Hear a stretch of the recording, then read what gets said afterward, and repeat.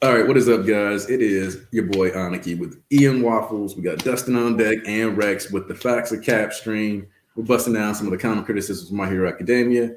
Ian, introduce yourself. Since this was your idea, you can't believe you brought this up. Specifically, brought me some of these video examples that we'll be discussing and all their creditless capping. The floor is yours. All right. So, at least with the folks that I hang out with on Twitter, you see all kinds of just baseless, bad faith criticism about My Hero Academia, where people just kind of, as Dustin likes to say, they read My Hero, but they don't read My Hero. And so I found this one video that was trying to go over these really specific criticisms. And the whole time you could just tell that if he had just flipped the page or if he had just paid attention to the details that were presented to him that were just in the story, that he would understand that the criticisms are wrong. So we found a bunch of videos that we thought had a lot of bad faith criticisms or just general criticisms that you hear often about MHA, like MHA is just a bunch of cliches, or MHA, like the side characters never develop.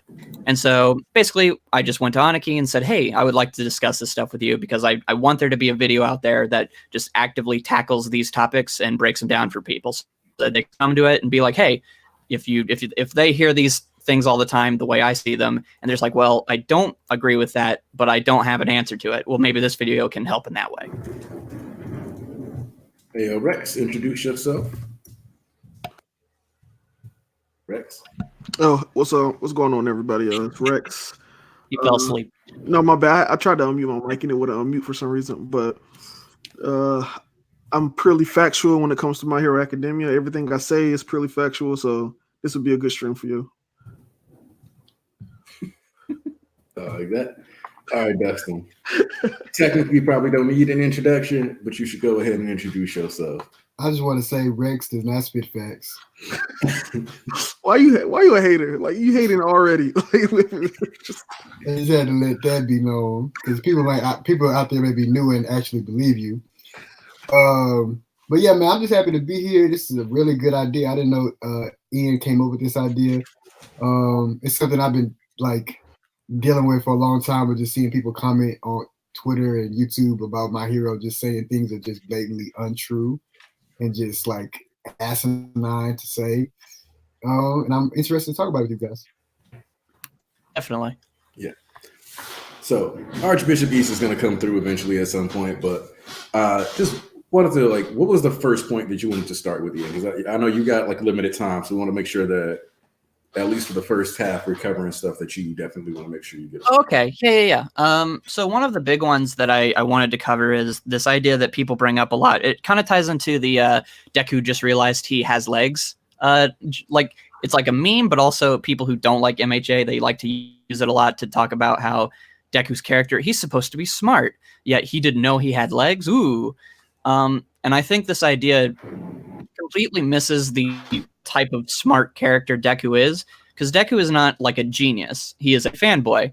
He's lived his whole life watching heroes, watching how they work, dreaming to be a hero. He has the same type of intelligence as a normal 15-year-old kid who just watches a bunch of cartoons or reads a bunch of comic books. That's his mindset.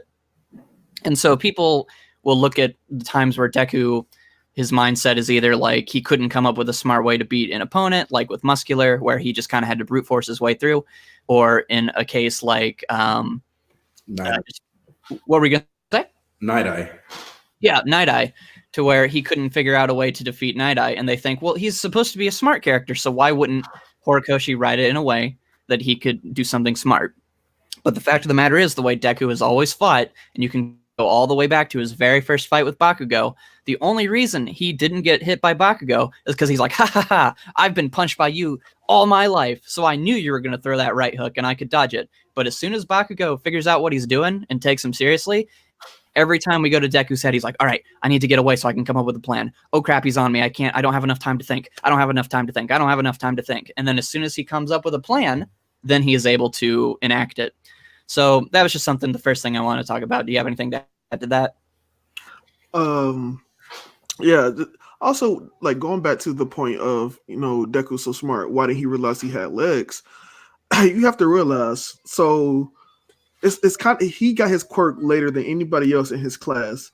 And the one person he knows who had this quirk, All Might, used it in one specific way. And that's the way that he thought the quirk had to be used.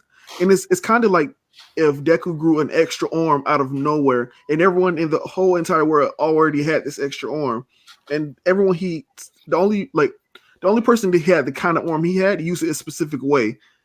That's obviously the way he's going to think to use it, and we already know that he idolizes All Might to a fault, to point where he wants to be exactly like him. It's not like he want to be his own hero.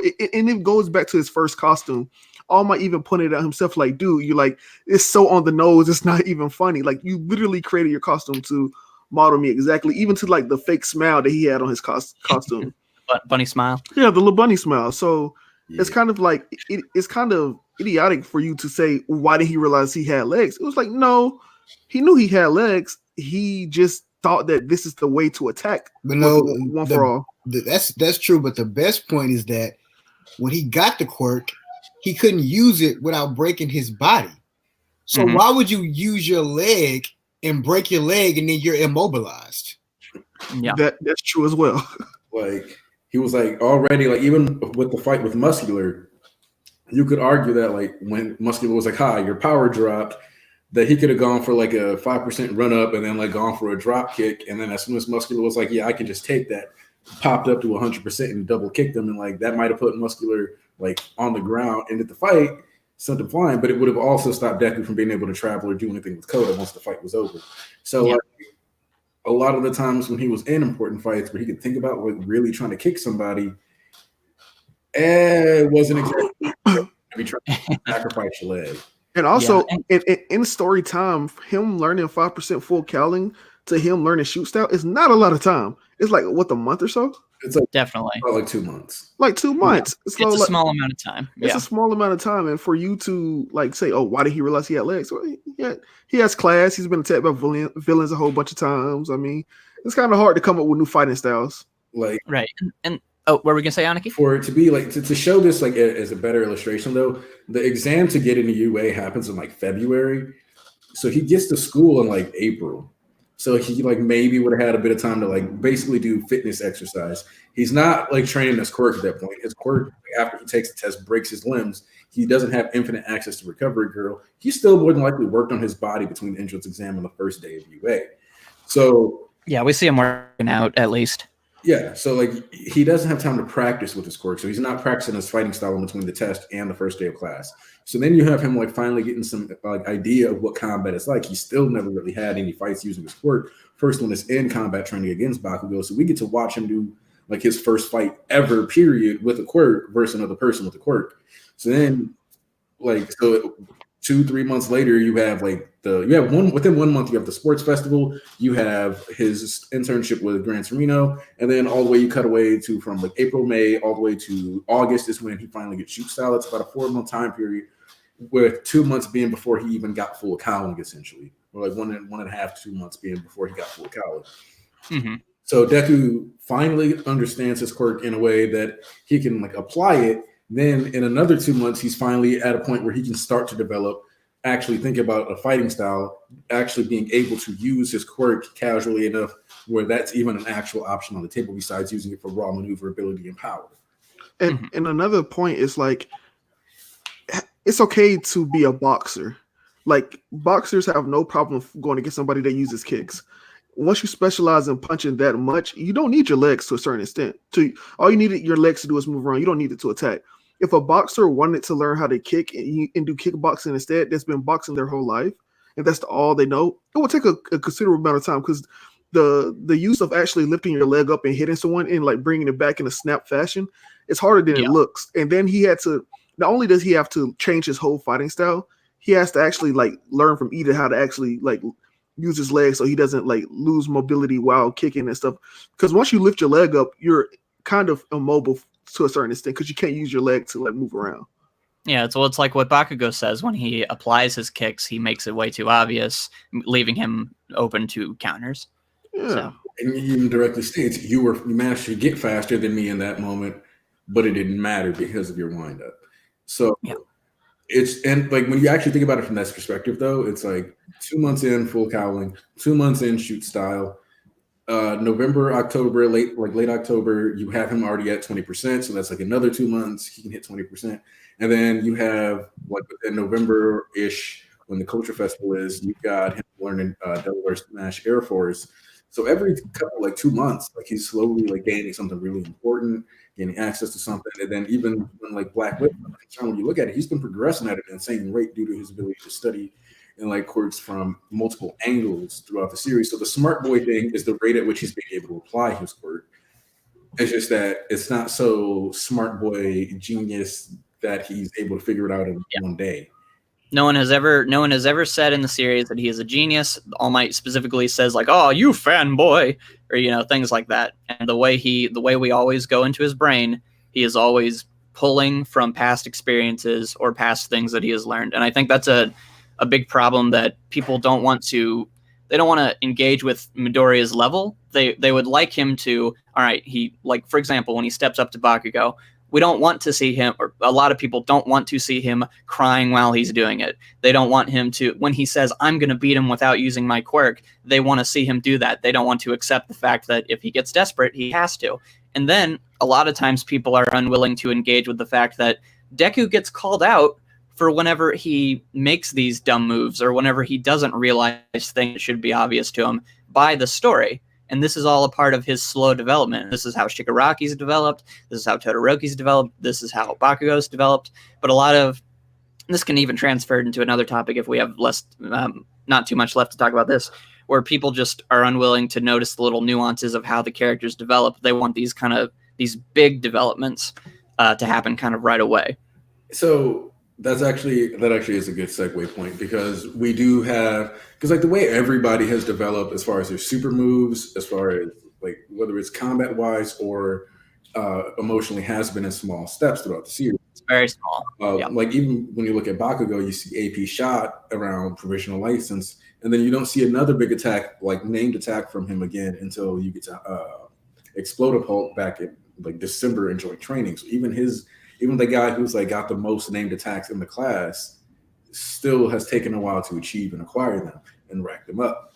So the idea that like, and I think that's part of the issue, is that you can kind of, especially with the character developments or the progressions, you can kind of miss them. And if you miss even one, the story doesn't matter to you as much now, because you missed, like if you missed the idea that Momo making the decision to put the tracker on based upon weighing out the scenarios with the confidence that she got back due to the final exam arc, which, the reason why she lost is because she felt like Todoroki was upstaging her and they were supposed to be considered equal candidates. And that's the perception that people in her own class were getting about her. And that's how they were understanding her as a person, that she was constantly being seen as this elite person. I felt like she was failing to live up to expectations, even if she was academically on point. If you're not gauging that and understanding and engaging that with that material, and then understanding that like by the time you get to joint training, your thought about match 2 might be, well, Momo didn't win, so she hasn't made any progress, when the entire point was that Momo needed to learn how to lose, learn how to deal with losing scenarios, still stay adaptive, apply her knowledge, even if she's not necessarily going to be the victor. She also needed to get so far as like get beyond just thinking about like what is her personal victory versus what is a circumstantial victory, and what she tried to present and what she gave Tokoyama the option for, had it not been for the split guild mushrooms, would have been for a team victory at the cost of her own personal. And I guarantee you, those two instances, the one with Aizawa and the one with the Tokiyama, is gonna come into play when she has to do something leadership wise against the villains when it really counts. Yeah, exactly. The times where she loses, like those are not high stakes scenarios to where, like I was talking to Aniki earlier, this is not a scenario where like all the Z fighters must fight Nappa and lose, and then Goku will come in and pick up their slack and then fight the main boss. Horikoshi doesn't have, as far as I can even remember, has never used his side characters losing as like a way to build up Deku and make him look more powerful. In fact, he usually does the opposite, where you have characters like Mirio, Sun Eater, and Kirishima all rising to the occasion in the overhaul arc, and then the whole arc is dedicated to the conclusion of, hey Deku, are you sure you should be allowed to be the main character? And like putting Midoriya in a situation where Horikoshi wants you to consider, like, would it be better if Midoriya wasn't the main character? And then coming to the conclusion of, kind of you decide. But Mirio doesn't seem to think think so. So My Hero Academia never puts down its characters for the sake of building up others. So when Momo loses in that second match, this is not just, oh, there's Momo losing because she's a side character. No, this is for her eventual victory that it's telegraphed. She's going to get a huge victory, and all these little progress along the way is going to feel so satisfying. One thing I will say about My Hero, and I think that I just thought about this, the character progression of My Hero is just like if you have a sibling and you watch them age. It's like, yeah, it's so subtle. And so, like, let's say, do any of you guys have younger siblings? I have a total of 8. Okay, Damn, so my nigga. okay, so I got just, 7. okay, so just imagine when they were first born, and then like think about like 10 years later, you don't really see the growth of them because you're always there. So the growth is so gradual that you don't see it. But then when you actually look back, it's like, holy shit, you grew like 100 inches. It's like, wow. And You're not like you're not like, this is 10-year-old, this sister. You're like, that's just my sister. Exactly. So like this is kind of cool because like you say that, and for like some of my little siblings, it's a little more obvious, right? So like I got 2 of them. We call them Jack and Willie. Jack and Willie are 11 months apart. Willie's younger by the 11 months, but when they were like 2 and 3, Willie would actually have Jack in the corner and like beat him up. So like it was a couple of years later, and I was babysitting him, and Jack actually said to him, and I kid you not, he was like 7 years old. He was like, "You used to beat me up all the time when we were kids, but not anymore." And he actually like bull rushes him and like shoves him into a wall. He goes like flying like 6-7 feet. And then he pulls up and stomps on his chest. And I got to break up the fight because it's they're like 7 and 6, and they're not supposed to be stomping each other out. But like you see the progress, like the power scaling. Really to actually like think and stand up for himself. And so it's like, holy, like, yeah, that's like a really weird example, but like I literally watched them like grow as like shonen rivals. So, like, and I think that's the problem with a lot of people that hate My Hero is that they want the bombastic, like the 2-page spread. He punches him while he says, "And this is why I'm now." No, going back, not even that. Just going back to the analogy, they want to be like the relative or the cousin that comes back and like in 10 years later, like, holy shit! I remember you when you were like, like a little kid, and now you're like 6 foot tall. It's like, wow, that's a lot of growth. I can see your growth. But like, if you look at Deku, Bakugo, Shigaraki, Endeavor, and just like Todoroki, just go back to their first introductions and like how they were then, you would be like, oh my god, like they are literally kind of sometimes not even like the same character. Compare Todoroki when he froze a bunch of like mooks and said, "You're all adults. Hey, you're all pathetic." And then he walks up to someone and goes, "Hey, like having all that ice on you might give you frostbite and kill you. Now, I'm a hero, so I wouldn't let that happen." And then proceeds to sit down and be like, "Now tell me all the information." Now compare that to Todoroki being like, "Hey, like I really want to put on like a dance for people because I think making people happy is like a really important thing to being a hero." Like, bro, it's like night and day with some characters, and it's like the fact that people don't take the time to like. And also, I think another issue is nobody goes back and actually looks at the beginning of My Hero. Oh yeah, no, like when you like, it's funny how the sports festival, even like just them being like far apart, makes you forget how like angsty and like kind of douchey Shoto was like in the first season. Like, yeah, because people get sorry, you can continue. Like the way he talked to All Might, like the way he was like coming at people even during the USJ arc, he was like, "Dude, you're still a kid. Relax. Yeah, calm down. I didn't like Todoroki for the longest time, and people was like, "Oh, he's so cool," and I was like, "Oh, dude's an asshole," kind of like. Yeah. And his first costume was slain. Oh my god! We talking about the one with the ice cover? Yeah, that was hot. I was like, "This is great." The reason his ice outfit is so good is because it's literally a piece of character writing right in front. Oh, he put the ice side over his fire side. So it's literally a giant FU to his dad. My whole body, my whole hero costume is ice. Screw you, dad. I know, like it's like the pettiness of it is like top tier. It's so good. Like, in fact, when you factor in that angle, like him being like nice Scar at the end of the Pro Hero arc is just 100% within character. Like that's just a part of who he is. Like he's been that petty towards his Yeah. dad forever. But Yeah. like, the aesthetic for that is still bummy. I'm sorry. Well, yeah. Oh yeah, definitely. But I love it because it looks like a petty child, a petty teenager's idea for a costume, which is I'll just make it one giant fu. And also, like, I think I'll wear my baggy pants down to my ankles. I'll also What to do, mom? I think that another reason why the character development isn't so well, I want to say like juicy to some people, like, you know, that like fulfilling, is because Horikoshi modeled this world similarly to ours. And like, if you look at yourself, your development as a person isn't that like bombastic, isn't that like, you know, isn't so great. It's like you gradually change, if any at all. It's like your core stays the same, but your outer edges like kind of like gets chipped away or added to. Like you slowly change, but your core is mainly the same. And that's what everybody in My Hero. And like we got Kaz and Tarnish in here, by the way. So shout out to both of you guys. You said what? We got Kaz and Tarnish. So like these are just some of my mutuals coming through. Oh, okay. Appreciate the love. This is actually if there's nothing else to say on this one, that's actually a perfect segue into the world building of MHA and the one of the topics that that video series talked about, where MHA is melodramatic, because since these characters deal with real world problems and not like life stake stuff all the time, to some people they're just like, ugh, Shoto's just mad at his dad, ooh, or Deku's just sad because he doesn't have superpowers. Wow. So people try to downplay shit. Like that's okay. So here's the thing, right? Is like one of the things that like Shoto, like almost every backstory functions to some degree as an established world building. Like Uraraka specifically is like, yeah, we still have construction agencies. We still have to do things like the normal way. People like this didn't like fix like random economic issues. Thanks, Tarnish. See? Okay, that makes sense.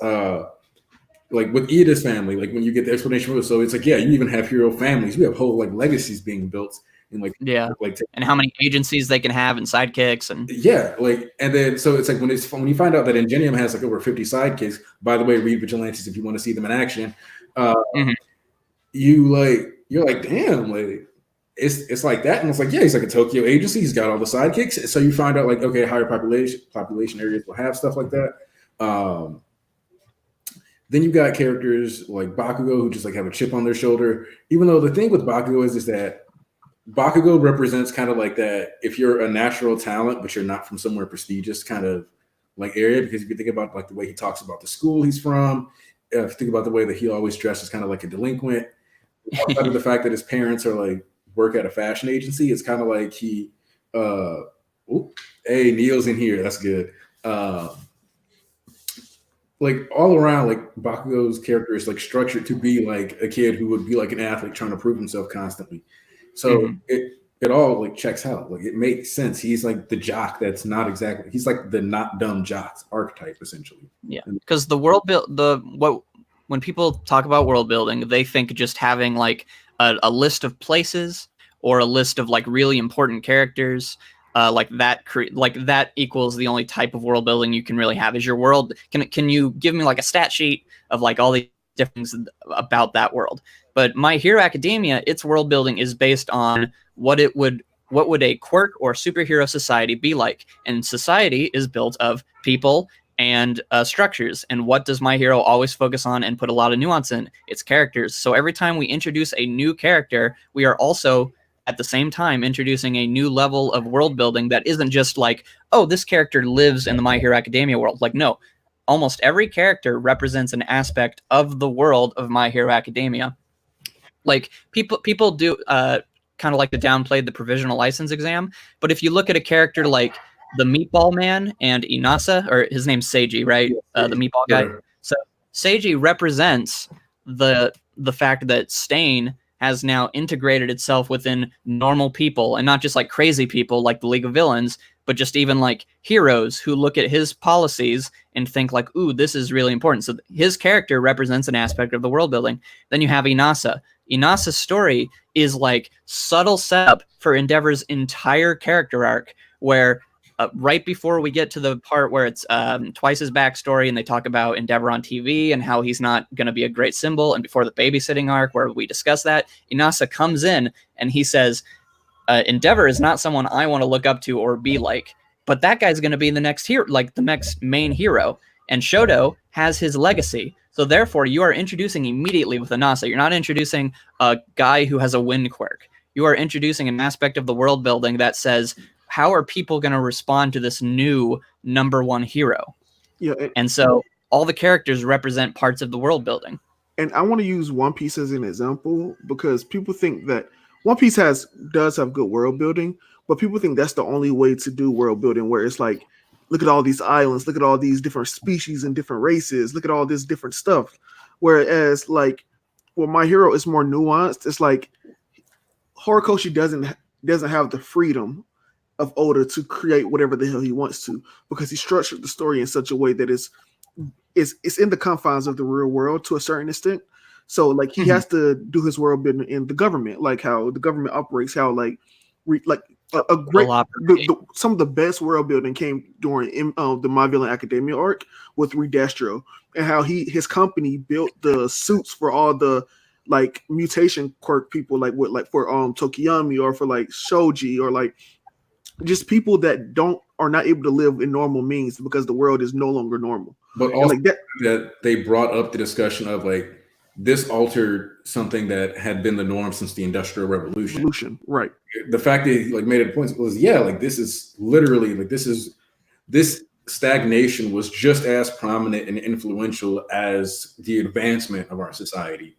And I think that's something that is easy to kind of skim past. But when Deku says they could have made it to space, there's legitimate arguments for like the basis of like the way that Redestro kind of has the world building, that he's right. Like if you think about the suits, the gauntlets, the kind of things that people have managed to invent to accommodate quirks, the idea that quirks directly stop them from getting to space is not that crazy of an idea.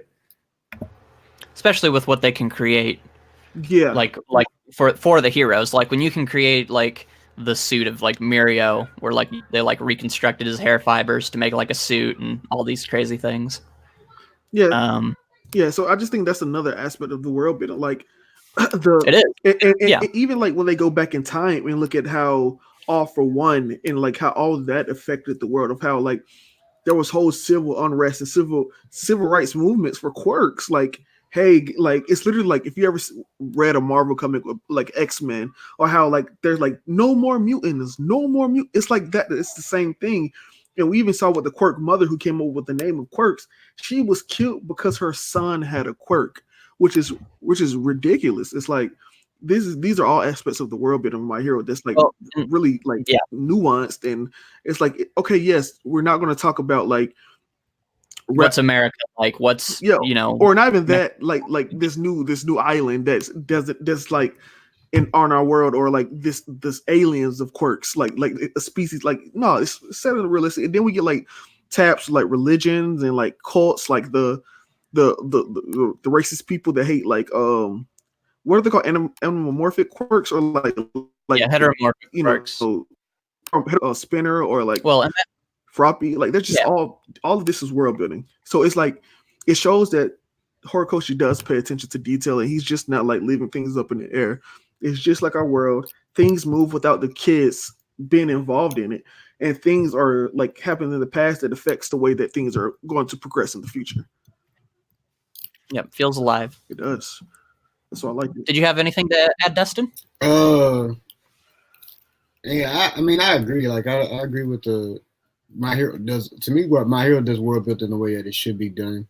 Just the way, because like the way Horikoshi attacks the story, as far as just the different things that he adds, as far as like just learning about different.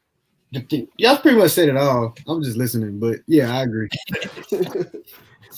I'm kind of tired, so my brain is at 50%. Oh, no, you're good. Did you have like a topic that you wanted to talk about? What's something that you see a lot that you're just like, people just aren't reading My Hero? Probably just people saying that My Hero Academia doesn't have like the Horikoshi forgets about his cast, or he doesn't show the cast enough. I feel like he is so many different instances where like even he give like characters like Rocklock, he'll give them character development in 2 years. Mm-hmm. So I just feel like it's just people just say stuff just to say it.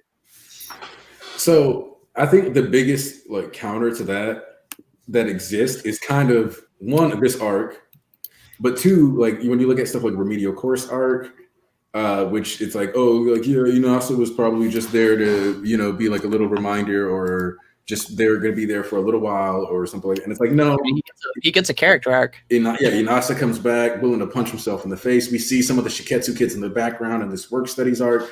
We make it a point to include them in the double page spread. And the thing is that if Horikoshi like didn't include the Ketsubutsu kids, didn't include Shiketsu, you wouldn't have had people like, oh, Horikoshi forgot them. Like that, they wouldn't have gotten complained about. You would have seen like a couple people like, oh, hey, what happened about Inasa? That would have been kind of cool. Like, but it wouldn't have been like this uprising, and yet he still included all those characters. Yeah, like so he doesn't waste characters. And then you look back to when we look back to that panel, like a lot of it, I remember, I think it was the stream that I was doing towards the end of the year. We were talking about working back through the panel and how as the arc was progressing, we started over here with like the origin trio. And then all of a sudden we got like a little bit of Eri, and she was talking about our horn hurting. And that was about 3-4 months ago. So we don't know what's like, one of the things is that like we have the chance of Deus Ex Machina Mirio appearing, depending on like what's going on at the houseworks, depending on what the news ends up reporting. Because the thing is that the heroes kept this a secret from the media, right? So the way this is setting up is that we can bounce around from any character's perspective now, because we have multiple raids, multiple bases. At any moment we can cut to Ketsubutsu. Any moment we can cut to Shiketsu. At any moment we can cut to like the group that's with Edshot. We can bounce between like kid perspective. It doesn't matter whose perspective we're on. It's all going to be relevant. So like the idea that Horikoshi has forgotten about his characters when he's been setting them up in such a position so that we understand their powers based on joint training arc. Like we understood like the Shiketsu kids that are going to show up, the Ketsubutsu kids that are going to come back. We saw their powers. We hadn't seen 1B because they were put in a different place in provisional license. Joint training is in part to make up for the fact that class 1A and 1B couldn't take an exam at the same time. But joint training also needed to be far enough removed from provisional license so it didn't seem like a direct apology, but it also needed to like actually cash in on it. Provisional license needed to pay itself off right away early. And that's why after provisional license, we immediately jump into overhaul. The reason to get the license needs to be showcased and validated as quickly as possible so the reader understands that there was value, and then we can go ahead and stockpile the benefits of those arcs for later. I want to say, like, I'm looking at your comments, and Kaz says some people just gotta accept that characters exist in the background. Like, so he says, there are side characters. Yeah, there are like some people are just for the fact of being background characters. And what's crazy to me is that I haven't seen a series get this much hate about its characters in Shonen Jump in like ever. Because like I think about like Naruto, Bleach, or One Piece. There are so many characters that are wasted in all three shows. Yeah, but Naruto got killed for that though. Well, no. Well, Naruto specifically was like you introduce these people as like main characters. Naruto was peak that you wasted your side roster. And the thing though that I feel like makes that comparison disingenuous though is that you look at Naruto, and I would say outside of Naruto and Sasuke, it's like Naruto, Sasuke, drop down Kakashi, and then it's like Shikamaru, Sakura, and like these are characters that were kind of treated well. Hey, say yes. Got a German girl on deck. We officially got a guaranteed worldwide audience. And at least one girl. So, but like you look at MHA and you got like you say like Deku's gotten the most. Then you've got like Bakugo, Shoto, Endeavor, Hawks, all these characters with focus. You got Kirishima, like Toga, Kirishima, Sun Eater, Muriel Spot is like discussing. Like you have all these characters that are like up here.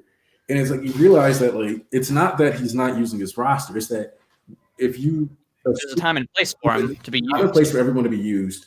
And just because you're in 1A doesn't mean you're more important than a pro hero. Just because you're Deku's classmate, like, and that's something that I think a lot of people are used to stories being very reliant on proximity, like main character proximity to justify narrative importance. And My Hero Academia very much says, yes, Deku is the main character, but in this stages, he is nowhere near the most important person in the world. And then like just recently we got development for you got this development in Vigilantes, but let's just say you have no idea what Vigilante is. You got development for President Mike and Aizawa. President Mike being a character that has been there since the very beginning, but like people just like throw him away, like, oh, that's the guy that always announces stuff. And we see like deeper and deeper like character development moments with him, like when he was talking about like even just in this last anime episode where he was like, whoa, these kids, he gets important dialogue pieces. That was like, these kids' powers are like much greater than my own when I was that age. Then we learned about the quirk singularity doomsday theory, and then like we get him like with Kurogiri. It's like even the minuscule characters like President Mike get such important roles in the story that I find it kind of crazy that people will say, oh, these characters, like My Hero doesn't have character development. Oh, these characters are not used well. Oh, Horikoshi has such a big roster, he doesn't know how to use them. I was like, Horikoshi has one of the biggest rosters in Shonen, and he uses them like way better than like people that has equally, or if not like more than him, like or less. So it's like, and just looking at today's chapter, they made it a point to emphasize that while both we understand that Eraserhead and President Mike are both angry, they still stay within like the realms of their personality, where like President Mike gets up in his face, and then what you see from Eraser to emphasize like his intimidation is the upward angle with the quirk erasure on the cloth around his ankle. He's serious business. Whereas Mike, you look closer and he's like losing control. His glasses are cracking from the volume of his own voice. Mm-hmm. Like you've got their personality still being maintained, still both showing intense anger, showing us the exact same amount of passion and rage. It's just that the way they have to be paneled and lay out and to convey that artistically is different. And yet Horikoshi makes it a point to give them each within personality reactions. So to say that he forgets characters, I think when he's maintaining personalities, even during high tension moments, and he could have Aizawa break character and be irrational and just be like, well, Shirikumo was involved, it's fine. Like, no, he chooses to keep him still being the same person he is, even though he's angry, because he's like, hey, I was had 3 months to stew on this. He's not going to come in here hot like a kamikaze, jet fighter. He's going to come in here rational, cool-headed, like he always is. Horikoshi is so methodical, man. I appreciate it. Yeah, I agree, and I hate saying this because this may be recency bias because I haven't recency bias, dog. I just haven't reread a lot of shonens like recently, but I don't remember a shonen having this many characters and they all be like detailed. Yeah, given like so many important. Yeah, like I don't remember. Like I could be wrong. There could be a series that does this to the same level, but I can't think of one. Well, the interesting thing is once the USJ starts, as far as I can remember, so long as you count like Endeavor and Todoroki as they are technically side characters. Right. So there has not been a single arc since the USJ where like a side character is like not important. Like as soon as you get done with USJ, the whole tournament arc is about Todoroki, who at that point was just like a guy in the background who had a strong quirk. And also Uraraka gets shine, and also Ida development gets set up. We immediately go into Stain arc, which is dedicated to Ida and him developing. And Bakugo got a little start to his development in the tournament arc. And so yeah, definitely. Bakugo, sorry, you can go on. Sorry. We were listening in Deku and Todoroki and their little competition they had. He was starting to start his little transformation too. Yeah, and it kind of set up even more of his his insecurities and things like that he has to deal with going forward. So no, you're right. Here's the thing. Then right after, what's up? Sports Festival sets up a bunch of interactions, actually. Like down from the gag between Tetsu getting out and saying he wants to go after Shoto for that to finally be the case in the joint training arc. Yo, you're right. Oh my God. Jesus Christ. And Kohei doesn't waste a page, Horikoshi. Yeah, that's a fact. That's his name, boy. The Ida thing, like being like, no, I don't want to, I want to compete with you, Midoriya, is set up as a joke in the background. And that's what leads to already Ida already having some insecurity going into the tournament. From there on, I think you'd say that's part of what led into he was feeling insecure, kind of losing a race. Coming 6th or whatever. Yeah, he came in 6th place. So he I think he even fell behind Juzo. Yeah, he lost to Vine Girl and Mudman. And so who have no speed quirks. Doing out here, and so you had that set up, which feeds into the Stain thing even more because he was already kind of insecure about how the day went. He felt embarrassed. He loses his inspiration. Then all these things snowball instantly. So Ida is the short-term payoff of the foreshadowing of the sports festival. But then like Kendo wanting to be like stacking up next to Yamamoto, you could argue like that starts going back even like as far as back as then, because she's like Momo's on as a leader, but Kendo's seen as like a class presence. Mhm. Like when she decides to allocate. Tetsu and Kirishima's obviously like bromance rivalry thing gets set up later for fourth kind. Plus, like you see them paired off later, and like the way they interact with each other during joint training, that friendship is established. Monoma and Bakugo, like that whole interaction, and like us finally getting a reason for Monoma to react the way he does to somebody like Bakugo, right? Like when we finally get his explanation in joint training, and it's like, yeah, I've never been the privileged dude. I don't have the right stuff to be the main character. But like somebody like Bakugo, somebody like Deku, somebody like Shoto, some of these 1A characters do have like that stuff, and that's something that like you see finally played out and like those insecurities brought to light. You get Shinso, like Sports Festival literally sets up so much for the rest of the story, and people just like, oh, it was just a tournament art. There's only one issue I have with Horikoshi. What's up? I need more Ochiko. Yeah, I mean, but it's set up to come as the really the cool we've been waiting though. I'm waiting, bro. I know it's set up, but it's like he blue balling, man. I'm waiting. Yeah. No, let's talk Ochako time. Actually, like you want to go into like the girls or just Ochako specifically? Actually, yeah. Let's talk girls, because I think we proved our point. Because I do think the girls are somewhat underserved, but I don't think. I don't think they're mishandled though. I don't think it's to the degree that a lot of people act like it is, where people will say that there's like no character arc for them at all. Which is untrue. When you look at characters like Ochako, like just starting with Ochako, like we get introduced to her. Obviously, she's like, fun, bubbly, tea girl, whatever. But immediately we get like, instead of her being like a haha, I'm super funny, like lighthearted reason, I just want to be nice to everybody. Instead of that being like just some bubble girl reason, we get an extremely grounded reason. I want to be a hero because I'm poor. So already like you get like a subversion of, like most people are here because their parents, they're like Ida's like about legacy, like to a certain degree, Ida, Shoto, Deku, Bakugo, all of them to a certain degree are characters focused around legacy. Uraraka is the only character that's like in there for a purely pragmatic reason of I'm trying to get money to make sure that my family is like set. And that goal evolves as the series progresses. Like you see, she's like the Wire adaptation that recently picked up. Yes, 2 streams, Florian, 2 streams in one day. Floyd hater. Like carrying a guy, knowing that you can't do anything for him, thinking about how that needs to impact like the way she handles it going forward.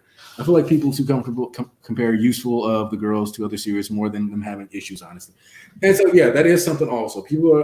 Some people act like Ochako doesn't count as useful because she hasn't fought a villain yet. And I don't think that's the proper way to scale someone's utility or value to a narrative in a series that's about more than just interacting with bad guys. Yeah, and also like off of Ochako, it's like people say that the girls don't get development, but I remember for a point in time where Sue seemed like the main female, like not love interest, but like the what's the word? Female lead. Yeah, the female lead. Like she for a time, Sue felt like the female lead for like. From the beginning of like USJ up until like a certain point, Sue was getting so much attention. Even like when the kids went against the teachers, it was like, dude, Sue is like the most well-rounded student we have. Like she's balanced in every single way, and all she needs to do is see if she can use that balance to help someone out who has weakness. It's like Jesus Christ, they hype Sue up so much. It's like, how can you say the girls are not like getting like stuff? And the thing is that Sue is a character archetype that a lot of dudes. Or like a lot of guy characters get to be, which is she's just that character that's right there that you who's all like cool, like just that cool character, nice to people, shows up, whoops ass, chews bubblegum or flies. Yeah, and goes home. They just do their job and do it well, and people go, "Hey, that guy's really cool," and then you move on. Only now she's a cute frog girl, so people, Yeah. And so like these people are just DBZ heads, meaning they only care about fights. People are only useful if they're strong in their eyes. Okay, so that's the other thing that's like weird about like Sue slander is that Sue has consistently proven herself to be useful in fights. Yeah. Like if you look at round 1, I love that round because Sue is the MVP of round 1. Definitely. She's the one who like figures out how Kaminari's gadget works that he's had since provisional license arc, mind you. So this dude gets the tracker in August, doesn't realize he has tracking capabilities on his fucking point and shooter until December when Sue goes, "There's dots on your map, bro." Like, she sneak attacks one guy, she takes out 2 other guys. Like, She the camouflage plan, like all of it. Like she's the one Robin in jail. Also gave that man some dreams for later. Like and literally, Aizawa's just like, "You need to work on this. You need to work on this." Sue, it's fine. Just and even beyond like just fighting and stuff. I remember after the Camino Ward arc, she has that little like scene where she's crying to them because she was like, "I felt like, you know, I pressured, like I wasn't there for you guys, and I was really sad when I heard about what happened because for the most part, Sue has always been down to ride. Like, and it was just one case where she was like, I don't think we should do it, and like hearing about everything that happened, she was just really like broken up over it. So it was just like, you know, like all these girls get development. Mina gets development, like with the Kirishima flashback and how she, you know, she's always been like out of like maybe even all the girls been the most heroic of them, like to a certain extent, like where she will go out of her way to protect. The most confident. And like I think that's like the issue that some people have, right? Is that usually when girls are introduced, they like, I won't like, for example, like anime Tamaki for Fire Force. Like for the most part, she's still just like that gag character after like 26 episodes. And a lot of anime girls, I won't speak on Tamaki for after that because I don't know about Tamaki for that, but like a lot of girls and like shonen specifically do end up trapped at like a certain level of like mediocre and they don't get past it. But with like My Hero, you have like, if the girls have an insecurity, they start working on it. They have to like get better and accept themselves. The only character that I think has been kind of stuck is Invisible Girl. Yes, but she's the one we literally see the least. And I think that's for a reason. That's she's being. And it's also for a gag. She can just be a gag character. Yeah, like, and that's the other thing is that you're allowed to have gag characters. To me, if you have 20 students, first off, it's about realism to have that many students. But if you can have 20 students, and I can identify a character arc and progression for Uraraka, if I can find a character arc and progression for Jiro, if I can find arcs and development progression with Momo, if I can see like where Sue's head is at certain different moments. Aoyama. Well, he's not a girl, but you know. Well, like, sorry. I thought he was just going over the class in general. Already, if you have discernible arcs, well, I think that it would be nice if the girls literally had like an arc that was like designated and focused more around their success, their actions. But like these people do have complete character arcs. But then you also think about, well, Bakugo's got a complete character arc. You got to think Shoto's got a character arc. Deku's got a character arc. We're watching Tokoyami slowly build up his confidence and understand and stuff. And like even when you think about the fact that Hawks told him he had to fly, that's kind of similar to the way that like Deku, like the whole Deku didn't know he had legs thing, right? Yeah. You would think at some point like he would have thought, oh yeah, like I literally summoned a shadow demon that floats through the air. I could probably just use it as a mount. The fact that that never happened and it crossed his mind partially, I think, is because of the whole bird braid thing. So he tried to avoid like bird-like thoughts. So, and like it's hanging out with Hawks that gives him the ability to think about and like, perceive his powers in new ways. It's feeling like he's being left behind that makes him improve and really like grind and improve his physicals. So, and that's why like the second time is when Hawks is like, all right, you're wasting your potential even though you're doing really great. And so I think the idea that these students are constantly like having to like think and advancing in the background is kind of insanely awesome. They're progressing even when they're not on the forefront. Because like the fact that we even get like snapshots into the development, because like here's the thing. Here's something I'll praise Naruto for. When the Great Ninja War happened and like they finally let the Konoha 11 wild out a bit on screen, I thought it was dope when we saw like Kiba do the Shadow Clone Jutsu when they had the Cerberus form. I thought it was dope when Shino pulled up and was literally like just tapping things with his finger, sticking the beetle inside of him, and it was eating an entire like little Biju clone. That stuff was dope. Us seeing them work up to that here and there throughout the series though would have been way better and would have made the war hit way harder. And that seemed like way like we would be like, yes, this is the stuff we've been seeing them build up to instead of it being like, oh, they can do that now. That's cool. Like, and I think that's the same thing going back to like the sibling analogy. It's like when you see somebody you haven't seen for a long time, like, oh snap, you're tall, you're 6'4", cool, whatever. But when you see once you see somebody actually grow and progress, it's like you look back like, oh damn, you were that short. And then it's like, damn, so much has happened in that time. Like you start thinking about all the things that's happening in that time frame. It's like that's what makes it like special, and like the little things. It's the little. That's why I praise Horikoshi so much for. It's the little things. Like yes, the cool big things happens, but it's the little things in the story that make me like so happy to read it. Like I always say that one of my favorite scenes in My Hero is a comedy gag scene that breaks the fourth wall. It's with Mineta, and like the guitar thing, like that always like it always tickles me. It's because it's like my character design wasn't made for this. It's so funny because it's like no, like if in any other series he would have just been able to play the guitar, that would have been it. Like the guitar would have somehow shifted into this right form, like for him to hold it. Like we would have never heard anything but the fact that he was like, my character design isn't made for this. Like it's the fourth wall break, and it shows like how much Mineta is like insecure about his actual height and his size. It's like, you know, and that's also like speaking of Mineta real quick. I'm going to like have it chronicled here on this screen, because I always do say that I don't like Mineta, especially like early on. I will say the fact that he has not have like done any pervy shit since chapter 217 when he got Clockwork Orange by Mina is actual character progression. He's kind of, and if he sticks with it, he sticks with it. But one of the things that I think is a part of like that development is him actually becoming more like friends with the people around him. I think as like, because like the thing is that I always say that Mineta, the main lesson that you should get from Mineta is like, if you're as horny as Mineta, keep that like behavior inside, because that's what ruins Mineta's chances with everyone. It's like, how like you can't be out here sniffing underwear like with the person right next to you. Like you shouldn't do it anyway, but you especially shouldn't like be in someone's room that they're showing you and then sniff their underwear. You know what I mean? Like certain behavior is just uncalled for. And so like Mineta growing past that allows him to actually like mature and interact with people more. And I think that potentially sets him up on it. Like people talk about how MHA doesn't have romance. And I would say like it is not like a main focal point, but like the idea of us one day having like a Mineta arc that like he actually gets a girlfriend or something, and it's like because he's progressed throughout the year or 2 years and been like less pervy and been like more respectful, that like that's what happens. It's like that's kind of, I kind of like the Momo Mineta theory. Like when I heard that, I was like, yo, that makes a lot of sense. Because do you read Haikyuu, Aniki, or like are you caught up? I am not caught up on a Haikyuu. Oh, okay, never mind then. There, you muted. Like Sanji and Whole Cake. Yeah, like what if like Sanji's Whole Cake progress actually mattered?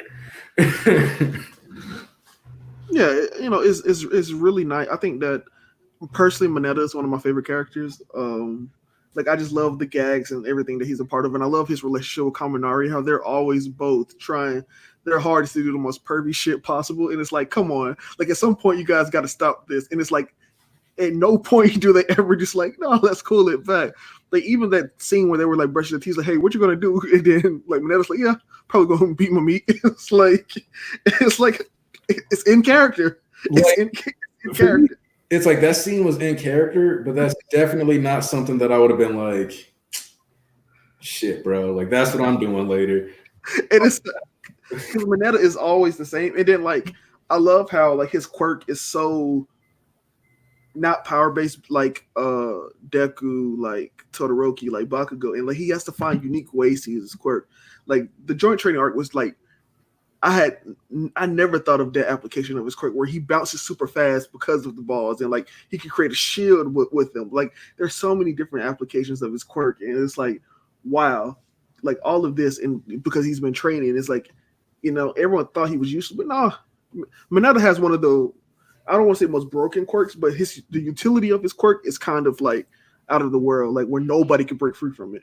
Also, something that Sayas pointed out earlier is that like she said, with the development, the first 4 characters developed in the class would be boys, but the bottom 4 for development would also be boys.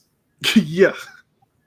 So yeah, like because for example, like Koda, Sato, Sero, like Sero hasn't had development. He's just kind of been on screen sometimes. And Shoji.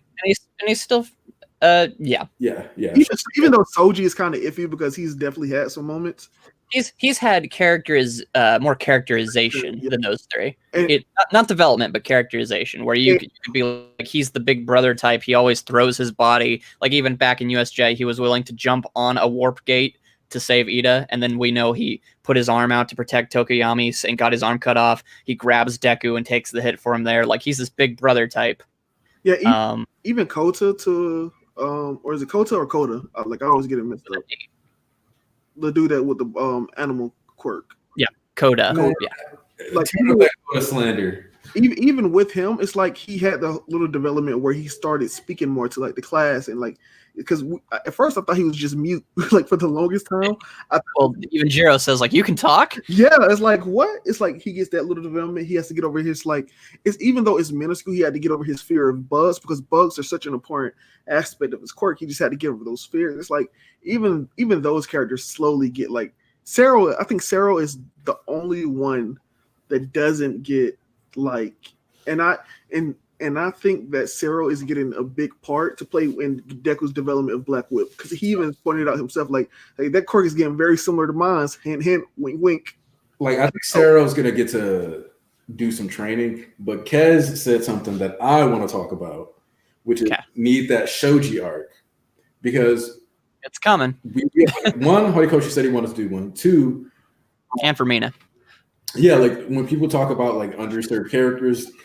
It's coming. It's important to note people keep trying to say this is a war arc, and I think it's important to distance it from a war arc and remember it's a work study arc.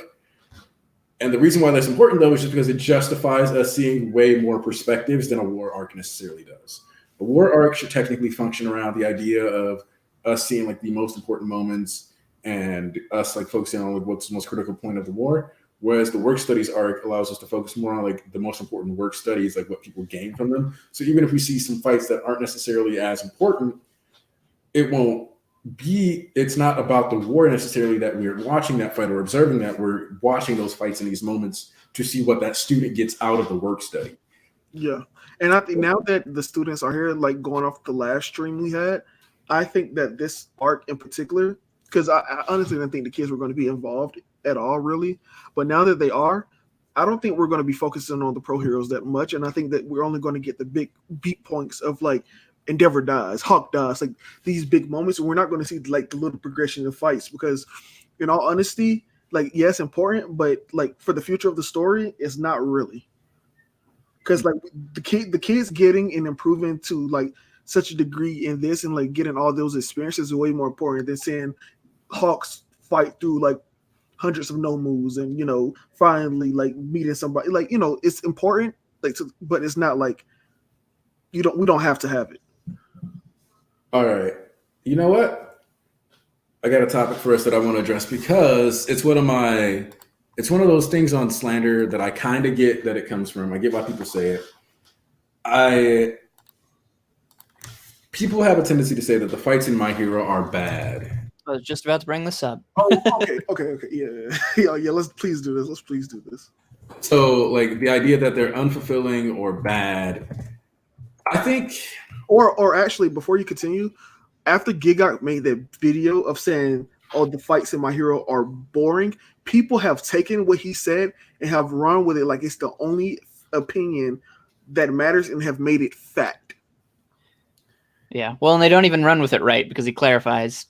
Yeah. So here's the thing, is that one, like as weird as it is, I'm going to say My Hero is a series whose fights are actually misconstrued or misunderstood. Definitely. Yes. One of the main reasons for that being is that My Hero Academia is one of the few series where every fight is technically functioning on a timer. Every fight is supposed to be as fast as possible. Every fight, you want to like put the person down, get things situated. You want to minimize the risk of collateral damage. Every fight that isn't a training arc fight. That's why, like, even though people don't like the training arc, like joint training arc, those are good. The reason why those fights, like a good chunk of those are 2-3 chapters long, is because that's the only time Hori can actually justify like doing that without it being like, okay, a bunch of people died. Like, I think like joint training is the only time you'll see a hero consciously make the decision to push a building down on top of someone. Yes. And honestly, I didn't really think about that. Like the sports festival, the arcs where they're training, the battles like Deku versus Bakugo. These are the only times we're gonna get like really like drawn out fights, because like even looking at Fat Gum, he says the point of you being a hero is to break the will of the villains as fast as possible. You don't want these prolonged fights, because the longer the fight, the more damage the villain can cause. So it makes sense. Yeah, and can I build off that for a Yeah, second? go ahead.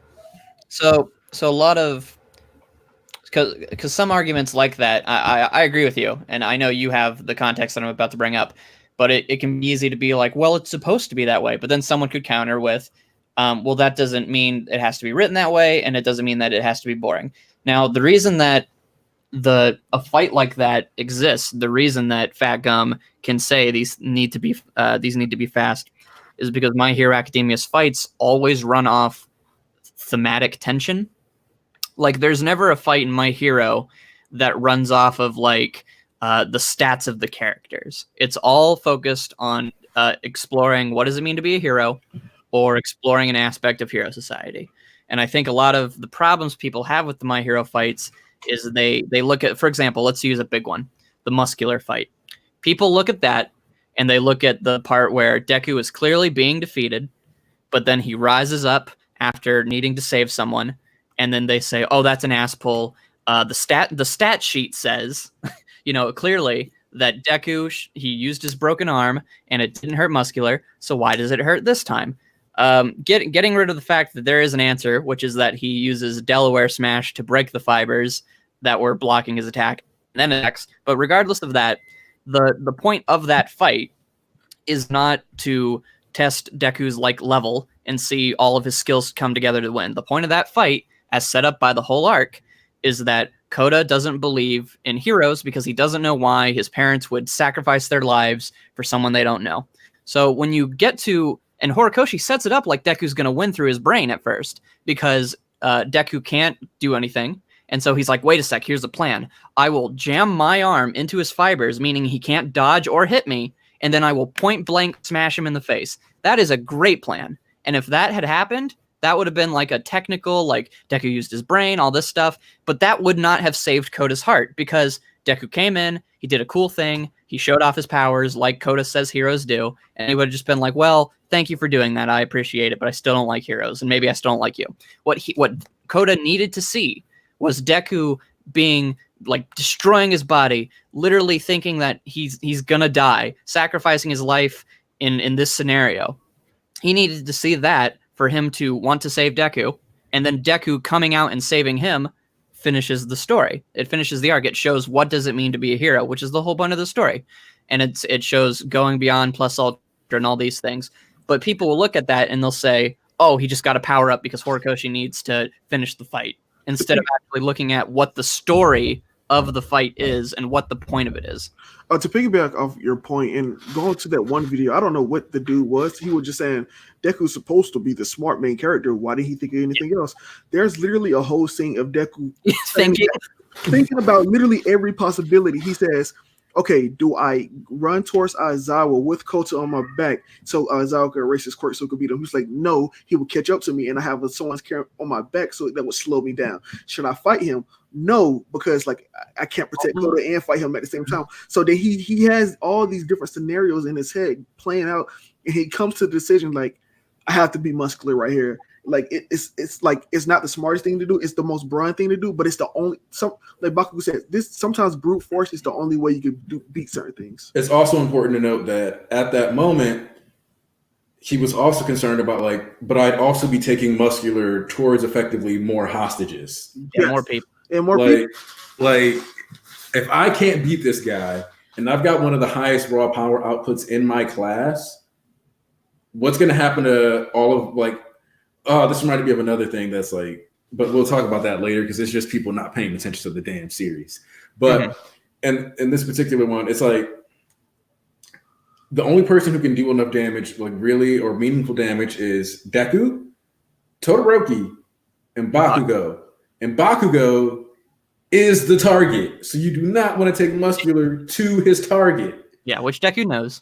And even Todoroki is like, if he uses his eyes, muscular has a chance to break out, and he can't use his fire, so Todoroki's strength is like half. And he Todoroki yeah. doesn't know how to use his legs to dodge. And at that point, he definitely didn't have Flash Fire Heat Wave either. Yeah. So like the realistic only way was for Deku to fight him to the like brink of his life. Like, that was literally the only. And what people also miss about the muscular fight is it is a microcosm of literally the entire series, and it is set up for the All Might versus All for One fight, where All Might wins in the exact same way Deku wins. All Might, he gets his spirits crushed, but then he notices that there is one person that needs protecting, so he summons strength that he shouldn't have. Then he breaks his arm and uses a trick, then uses his broken arm again and goes beyond Plus Ultra to deliver a final blow. Yeah. And it's literally like the same setup of that. So one of the things that I like is that Wandering Soul just said, I feel sometimes people use the he's supposed to be smart one card because they want actual ass pulls with out of nowhere solutions. And I'm going to add on to that and say that I think some people feel like the only way a fight can be smart is if it's like a JoJo's kind of fight, or if it's like a Hunter x Hunter kind of fight. And the thing is, like for anime onlys, I understand like a lot of My Hero fights don't seem like they're about matchup to a certain degree. Like Shoto versus Bakugo, like Shoto sends a wave of ice, but Bakugo's already able to explode away and not get caught up in it. Like I understand, but like you got to think if Mina, like all it would have taken is Momo knowing that Dark Shadow is weak to light, and either Momo or Mina mixed Final Four in the sports festival. Yeah. Just off of Momo using a flashbang on him. That's it. That was the difference between Momo making it to Final Four and Momo getting bopped in the first round, not knowing that Dark Shadow was weak to light. So people like to say that the fights aren't smart, but they don't like to think about how much of a role information actually plays in the way people fight. Even like the Monoma like swiping Deku, hitting them in the face and setting up a twin impact for later. Is something that we wouldn't have factored in because you don't know all the rules of his quirk. Same with, like the poltergeisting, the fact that he was able to hold on to like Shinso's brainwashing. There's all these little variables that like they make it a point to show us that yes, the way you approach a fight matters. Let's think like even Bakugo, especially during Shoto fights, we almost always cut to Bakugo because Bakugo is basically established as the most technically skilled character. And he's one of the smartest ones in the class. So we constantly cut to him during Shoto fights because Shoto almost always makes bad decisions. And that's not me knocking his character. It's just Shoto, because of his mental like blots, tends to make wrong choices. Yeah. And so Bakugo, we always cut to, and he goes, because of the fact that he's opening with this is the problem. Just like Juzo directly states, because you opened up with your ice, I could just soften it and it wasn't a problem. And so we constantly have people talking about like behavioral patterns, reading each other's ticks, the flow of battle. Tetsu's making it a point to emphasize that he's fighting Shoto because he knows that the elements can't stop him, and he's got better hand-to-hand combat. And another thing I want to say is, I don't know if Horikoshi intentionally did this or if like this is just like fans speculating, but the passing of like not the passing, but like the end of All Might signal the end of certain on attacks. After like Kamino Ward, the fights became more choreographed, like the signal that nobody else can do what All Might was doing, like the big one attacks. It's like now we have to do multiple attacks. Now we have to actually think. Now we have to use teamwork. Like it's so many different layers to fights now compared to like before. The ability to do one attack. Yeah, like. And the other thing is that named attacks serve a purpose in My Hero. Yeah, which is crazy awesome. Like named attacks are one, yes, they're so other people know your moves. They're so you can do team up collaborations later, which is how you get moves like Acid Layback with the Pinky Grapey combo. And then it's also because like the moves you like, they're actually supposed to finish the fight. Like you're supposed to use these moves specifically so that like you reassure people, and the reason they reassure people is because they moves get results. So if you're just like in a citywide attack and you hear All Might go, Detroit smash, you're like, All Might's here. Even if you don't hear him say I am here, because like you didn't hear it at first, if you hear Detroit smash or Flash Fire, you're like, oh man, okay, I can calm down. I think that's so important because that shows how different Endeavor is than All Might. Hearing realistically hearing All Might laughter, and if you're in like that dire situation where you don't know if you're gonna live or die, it's like, All Might is here. I heard his laugh. I heard Detroit smash. He is not letting any of us die in this situation because he has proven time and time again, everyone makes it out when he's on the team. Endeavor, on the other hand, is like, holy shit, this Endeavor. I may live or I may die. It's a toss up in the air. And like that's the other thing though, right? Like with Endeavor's power also, that's another thing that like it's fire. So here's the thing, is that I think it's kind of cool and like a little symbolic that one of the things that people say like a hero's supposed to do is like warm your heart, bring warm presents, da da da da. Endeavor is literally fireman, and he does not bring a warm presence to people's hearts. You know, and what it does is instead of warming the heart slightly, it's like he's like Zuko when he's angry. It's like he burns people instead. It's like like Inasa or his son. Yeah, it's like his fire, instead of warming people like a campfire, it burns them instead. So hey, whoa, it's not Endeavor bashing, say ass. It's not Endeavor bashing. Endeavor is my favorite character in My Hero. No, that's acknowledging just the nuances and flaws of his character that make him so interesting. Dude, and like favorite character. But like also when you think about like presence, it's like if you're in the middle of a disaster, even if you can't see Endeavor, if like you know something's happening a couple blocks away, and then like all of a sudden it's getting really hot, and then like you look over there and you see like the bright red flames and like some asshole screaming like, "Wait, I give up." You're like, oh shit. And then you just hear flash fire and he comes like pulling up out of nowhere. It's like, yo, it's like the heat, the flames, all of it, like the show that is Endeavor coming to save the day is probably kind of nuts. And you think about it from that perspective, and then getting obsessed. Yeah. Like, you know, and what I find interesting, like going back to like how Horikoshi literally just like thinks about like world building and everything, you would think it's so easy to make Endeavor seem like this horrible hero that nobody likes, but then you get Can't You See Kid, and then Endeavor's like, hey, like how you doing? He's like, ew, what are you doing? This is not the Endeavor I fell in love with. He's supposed to be cold. He's supposed to be like stone cold killer. Like you're supposed to be in the ass. Like this is who I like, because people love an asshole sometimes, and that's who Endeavor was to like his fans. It's like, this guy is so amazing. He's so cool. He's not All Might. He's not this goofy guy. He's cold hard. He's serious all the time, and that's what I liked about him. So in like Endeavor trying to become a better person, he's kind of like alienated his fans that loved the asshole that he was. It's like these are the nuances that like gives My Hero so much like. So part of the thing about like the Can't You See thing that I've always been a huge fan of is the fact that, oh, hold on, All Might and All for One were the simplest forms of good and evil. So when they both retired, the simple way of fighting retired with them as well. Yes. You can watch a whole video on that by Oceans. Yes. So the thing that I love about Can't You See Kun is that in of itself, acknowledging meme culture is an aspect of world building, because you could argue that during the course of everything going to shit, that meme culture would die. Like you could argue that like people were like, I'm trying to figure out my quirks. I don't have time to be funny on the internet. And like that's a real thing that could happen, especially when we see like in these like most recent chapters where All for One is out here just standing on mountains of corpses and buildings. Yeah. And like if meme culture had died, it would make sense. And yet you see that like one of the things that's pervaded is like the viral idea of like, let's talk about this. Let's have this catchphrase catch on. Let's spread this word. These simple phrases can be so reassuring once put in the right context. Can't you see becomes like this whole motto and this idea that when people say that you don't have world building, and then it's like, no. We're literally looking at the way that like the like viral culture, the way like the vines, like that whole aspect, like the way that impacts the society that they live in. It's unraveled through like just one small character's interactions on the TV screen.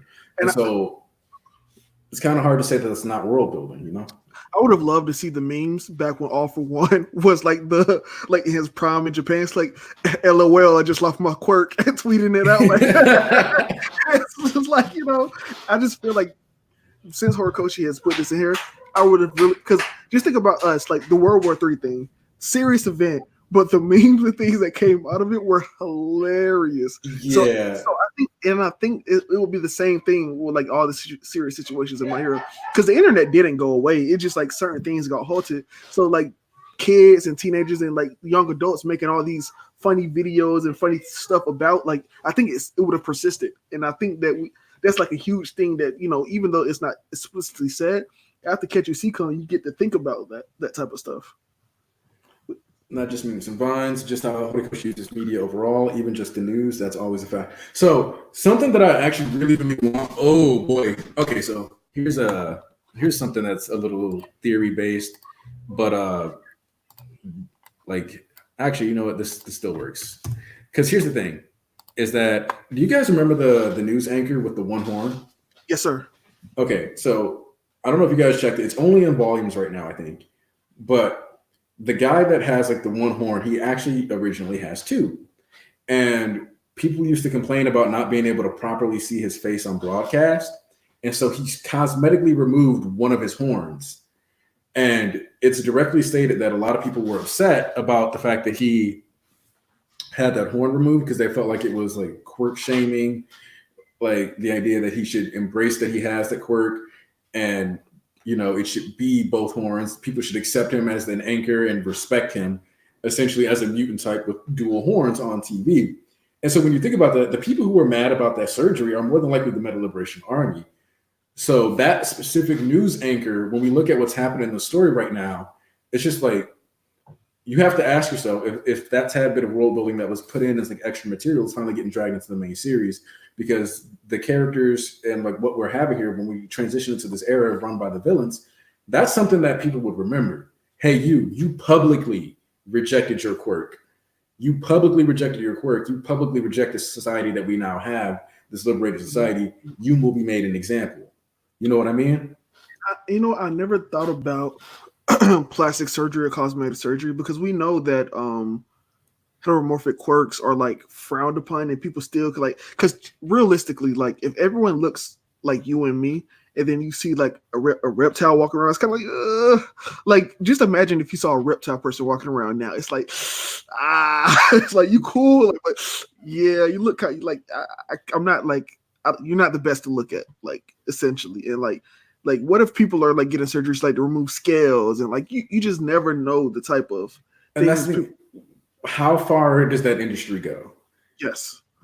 Like out of curiosity, like anybody in the chat, like you guys got any stabs at how far you think the cosmetic industry might be fueled, might be handled? Because like if you think about it, if the Industrial Revolution started, the way beauty, like the beauty industry itself, if the clothing industry had to be revolutionized, the beauty industry probably did too.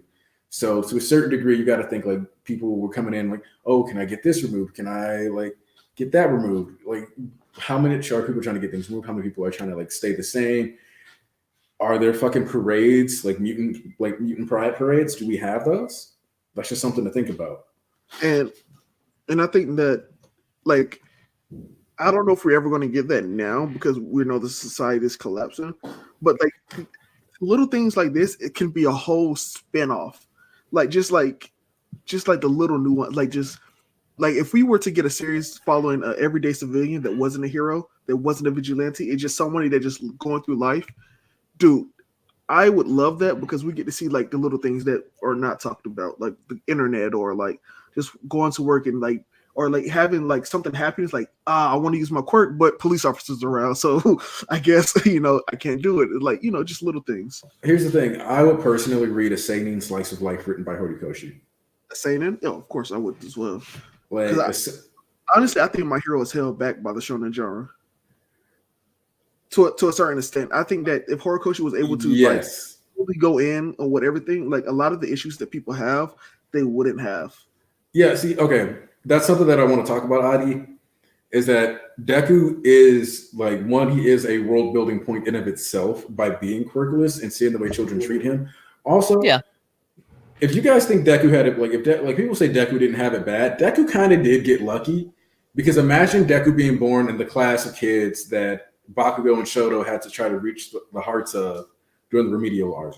Oh my god, that Deku would have actually died. Yeah, maybe. And when he's like, and the thing is that for all intents and purposes, he is disabled. Because people always say, well, like 80% of the population doesn't has a quirk, so 20% of the population doesn't, and they always use it as a point to say that Deku doesn't deserve to be feeling as bad as he does about it. And they completely misconstrue the fact that 80% of the overall population has quirks, but as you go younger, they get more and more common. So, I mean, his whole class had quirks, and they literally picked on him for basically being disabled. Yeah, so like of that 20%, 80% of the 20%, so 16% of quirkless people are probably in their like 40s or above. Well, not even only that. You got to think about this is 20% of the entire world, and Japan population isn't as big as the entire like a lot of places in the world. So obviously, the amount of quirkless people will be a lot less in Japan than say somewhere like the United States or China. Yeah, and so like the quirkless rights movements aren't going to be like necessarily a thing because like what are you going to do? It's like I want to start a quirkless rights movement. Yeah, but will you even exist in 10 years? Like, yeah, will quirkless people exist? Is this even a thing we need to worry about legally accommodating for 50 years from now? Because at a certain point is like it's going to get to the point where everybody has quirks. And Adi, you're right. Deku and Melissa could literally be the only two people in their generation without quirks for all we know. But that wouldn't be impossible. I don't think it's the case, but mathematically it might as well be that. Yeah. So like as far as the story is concerned. And that isn't even to say that like being quirk, like, and it is funny that being quirkless is considered like a disability because some of these quirks mad worthless, yo. Like, right, but it's just the fact that they're kids, and of course they're going to look down on someone who's even a little bit lesser than you. Yeah. And also, I mean, people here's the thing that's just in terms of like Deku and the fact that like his childhood did suck is the fact that one, he has like no father figure around that we can see. The way his the way like his mother's words were, where it wasn't that she was trying to hurt him, but just the fact that no one believed in his dream. He literally gets bullied day in and day out by Bakugo, who literally is at the point where he's told him to kill himself. And then the biggest part, like, you know, his giant breakdown at the end is the fact that Deku isn't like, he like he said, he wasn't unrealistic about it. He still had the dream, but he understood that it probably would be impossible, but he was still going to try. And so I love one of my favorite moments is when he tries to save Bakugo and he's like, well, I couldn't do anything, but I am glad that I at least tried, and now I can move on with my life. So the fact that he's gone to the acceptance stage of like grief, basically, of his whole life. He finally got it. And then All Might comes into his life and basically validates everything he's ever believed and hoped and dreamed. Like he just got over grief and basically had, like, his dream was resurrected right in front of his eyes. Yeah. and given like meaning. Like, you're not going to tell me that that's not going to like bring you like at least to tears. Bro, also, as Tarnish just pointed out, half the people in the story who get referred to as quirkless are not quirkless. Like, we got a text box for the doctor telling us he's quirkless. Also, that's something that I think is really cool, a cool detail, because what that tells us is that the boxes we've been getting all series, minus Deku saying one for all, or you could argue including one for all, are canonical like quirk registry boxes. Yeah, you're right. Like that's. And what's crazy is that Horikoshi has said multiple times that you could think your quirk is one thing, but it's really not. It's because there is no guidelines to quirks. So it's like you can think your quirk is like producing water from your hands, but it's actually you using the moisture in the air, and it happens to look like it's coming from your hands. Well, it's the same thing as when I say Toga's quirk, people are like, oh, like it was bullshit. It happened so fast. Like it didn't make sense. And it's like, no, it totally did. Hold on, quirks. The thing that makes Toga make sense is that her quirk is the ability to become someone. And if you're going to ingest someone's blood, you're ingesting their DNA. Quirk factors are stored in the DNA.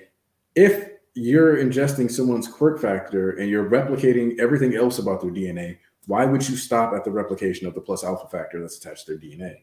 Yes. Yeah, there are just like so many things that people just don't want to look into for some reason, and I think it's because they see My Hero as surface level, so they have to believe it's surface level. Like they ignore it. Like they physically like they turn their eyes away. Like, no, I can't see that. I don't want to see that. So Archbishop East is back with tacos. What's going on, man? So I changed my mind.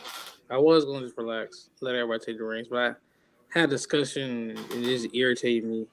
It just really irritated me. What happened, bro? Like, what was the cap? It's what you know who is like. Ian knows who it is. You know who it is. Yeah, I got you. Yeah, the prime white boy in C-Suite server, C-Suite's boy. Oh, Yes, and it's like sometimes he understands. Sometimes he's so on point. It's like yes. Then it's just he has this random like move and he just switch up and just I'm like, what are you talking about? Like, so people just be using like saying like, oh, this is all plot relevant, plot convenience. And then we were talking about this recent thing is like, as I was like, the cap on the females, I was like, listen, we get this arc, depending on how long it is, we at least get 3 female fights. I don't want to hear nothing about the cast. Even if one of them take an L, it's a high diff fight. I don't want to hear about the female cast. If it's a high diff fight and they take the L, like extreme high diff, like Endeavor versus high end high diff fight, and they take that, it's just one of them take an L. Like after three fights, I don't want to hear nothing about the female cast no more. So then, but it's like a lot is gonna happen this arc that like should, because here's the thing.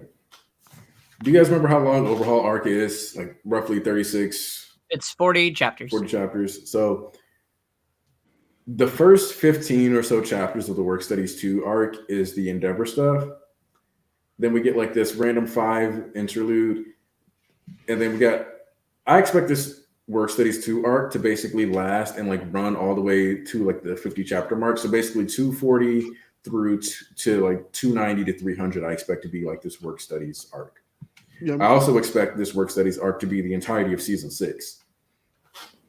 Where essentially so like around chapter 300 is also where we'll probably get like a time skip and where everything is like resolving, which charts us to, I would say, around the beginning of 2022, this arc wrapping up, possibly. Y'all got room in here? Actually, just for being built different. Real quick, I'm like, people just be using like the word Deus Ex Machina, Deus Ex, and this, that, and that. Like, I'm like, nigga, what? People throw around things like that or cliche or ass pull without actually like defining what they mean. So here's a funny interaction. I had my little brother is like, oh, like Deku, and I'm like, bro, you are Deku. Shut up. Like, let me put it this way. When I say he is Deku, because like this dude is quiet. He like sits back and observes when we interact. This is my little brother from my dad's side, so we didn't grow up together like that. We turn up one day.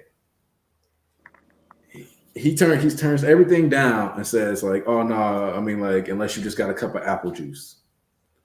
And he's 21.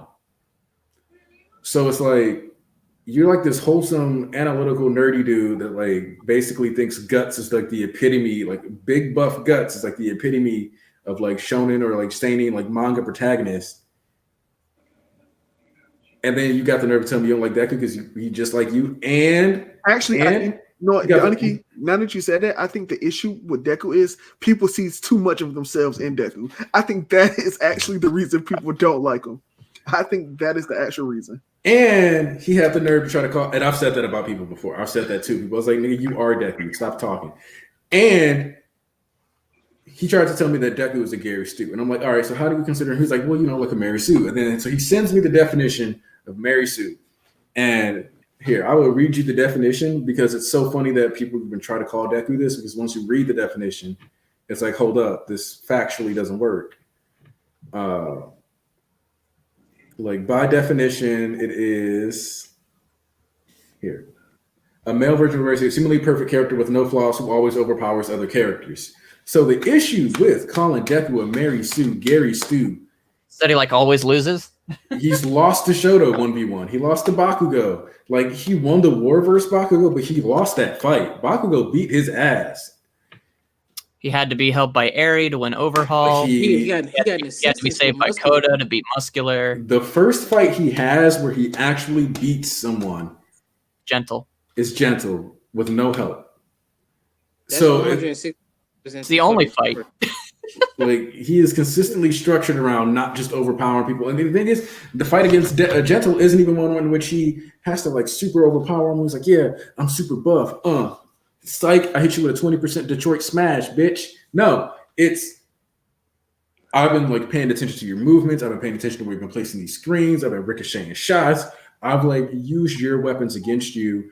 And now that it's like come down to like the final round, like boom, he kicks him in the face. And then it's to say he has no flaws is like kind of crazy because throughout the story, everything that people complain about, characters in the story have said about him. So it's like it's written that way. And like I can see you say you don't like him as a person, but to say that his character is bad, it's like what? It's like if Horikoshi is pointing out these flaws to you, how is that not what it's supposed to be? Like his crying all the time says, "Yo, bro, you got to stop crying so much." No shit. Here's the thing. Shoto and Bakugo are both ineligible from being called Mary Sues for very particular reasons. Bakugo loses the war against Deku. Shoto can't be called a Mary Sue because he gets in his own way and it costs him like matches. But then even when he's not in his own way, he still takes L's. Like if you look at Joint Training Arc, yes, he didn't go to jail. But as far as like the head-to-head matchup goes, I would definitely say Shoto lost to like Tetsu what that nigga ass. I don't give a fuck. Wasn't nobody talking about it. Well, even he did on the biasy regions, he got his ass popped. He said. Even Shoto pointed out that like if he had more bias towards his fire side, or even like they all said like if you use your fire side first, this match could have been over before it even got started. But because you have such a like gripe against Endeavor, like even if it's not like or consciously muscle more, memory. Yeah, it's muscle memory and it's unconscious that he just doesn't like using his fire side. He's uncomfortable with it. It's not natural to him. So that sets him back. Even Bakugo to a certain extent, it's like this dude literally has a problem communicating with people. Like, and that's like one of the essences of being a hero is communicating to people constantly. And that's why he failed the provisional license exam. None of the characters in My Hero are Mary Sue's or Gary Sue's. Yeah. No, there are Asu's, but that's it. And that's what's funny is that the character closest to a Mary Sue is Sue, and that's borderline intentional in her name. Well, that's her point. Yeah, they literally say Sue you. She has no discernible weaknesses and is great for helping people because she is, like you said, Aniki. She's that character who's just they're cool, they're around, and they help, and people go, "Hey, I like that guy." Yep. Yeah, it's simple as that. It's like, and that's her role. Ooh. Everybody Hold on. Here, perfect. Not perfect. I really enjoy Yaiba, don't get me wrong. But I don't get how you could praise Tanjiro and Nezuko's team up against Rui, but say Eri came out of nowhere.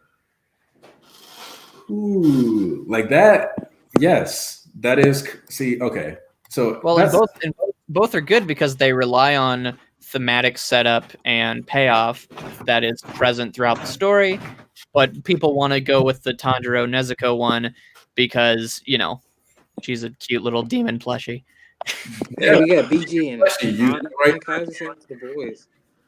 So here's the thing. Here's the issue with like the Nezuko Eri comparison.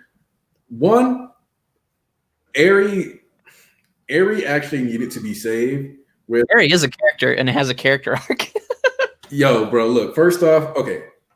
Don't even compare the two. Eri is an actual complete character that is like amazing. Yes. Eri actually has a character arc. Nezuko doesn't. That's already an important thing, a distinction. Eri is more than a plot device because she has her own agency and ideas, and because she can only be saved by making her choices. And like, no, I'm about to debunk this shit from the get go.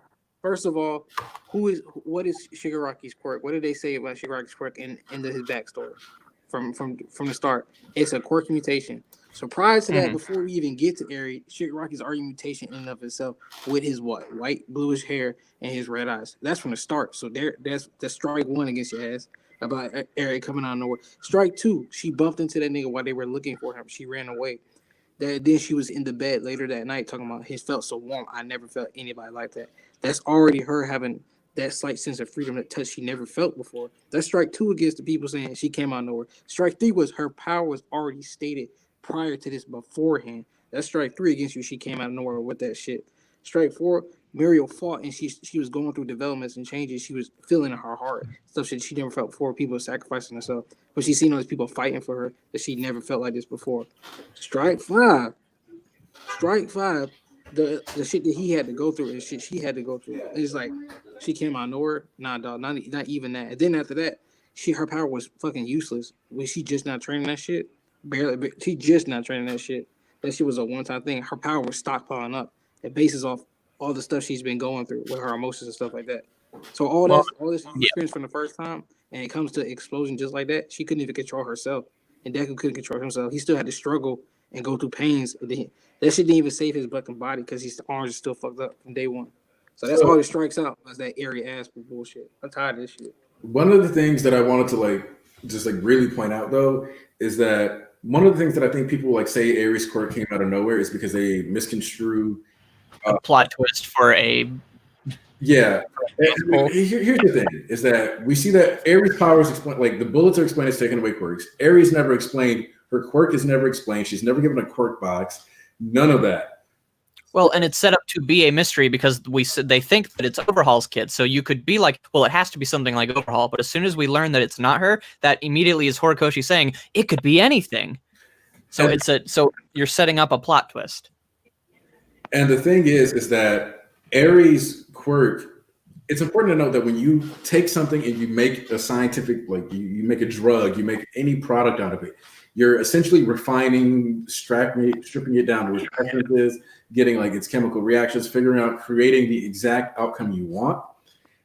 To like that'd be like looking at Bakugo's quirk and being like, well, because it made a grenade, like he made a grenade out of his sweat, his quirk is just his body explodes.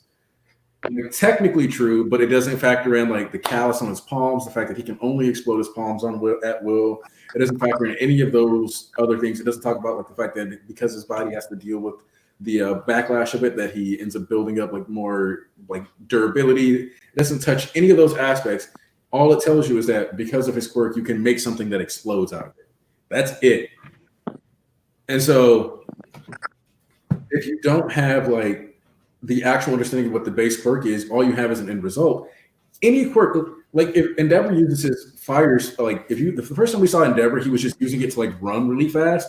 We could be like, oh, Endeavor's quirk is like Firefoot or something like that. It's designed, but it's like, no, that's just one technique, one derivative, one execution, one function of his quirk. And I think people got so like the function of like manipulating quirks, they assume that Aries' quirk had to be about quirks. It never had to be. Whereas, man, because like Aizawa, right? Like you see something like Aizawa, I think people automatically wanted it to be like Aizawa. And what Horikoshi really did here is something that people say they didn't want. They didn't want Aries to be a Deus Ex Machina, and that's exactly why Aries' quirk is rewind. If Aries' quirk was just the quirk to affect other quirks, then it would just be like at any point she could turn Mirio back on. But because her quirk is rewind, she has to learn how to rewind physical people. Then she has to learn how to just rewind a specific organ. Then she has to learn how to rewind just cells. Then she has to learn how to rewind just DNA. Then she has to learn how to like double negative create, like rewind, basically reverse curse energy somebody's DNA back so that they can get their quirk back if she rewinds.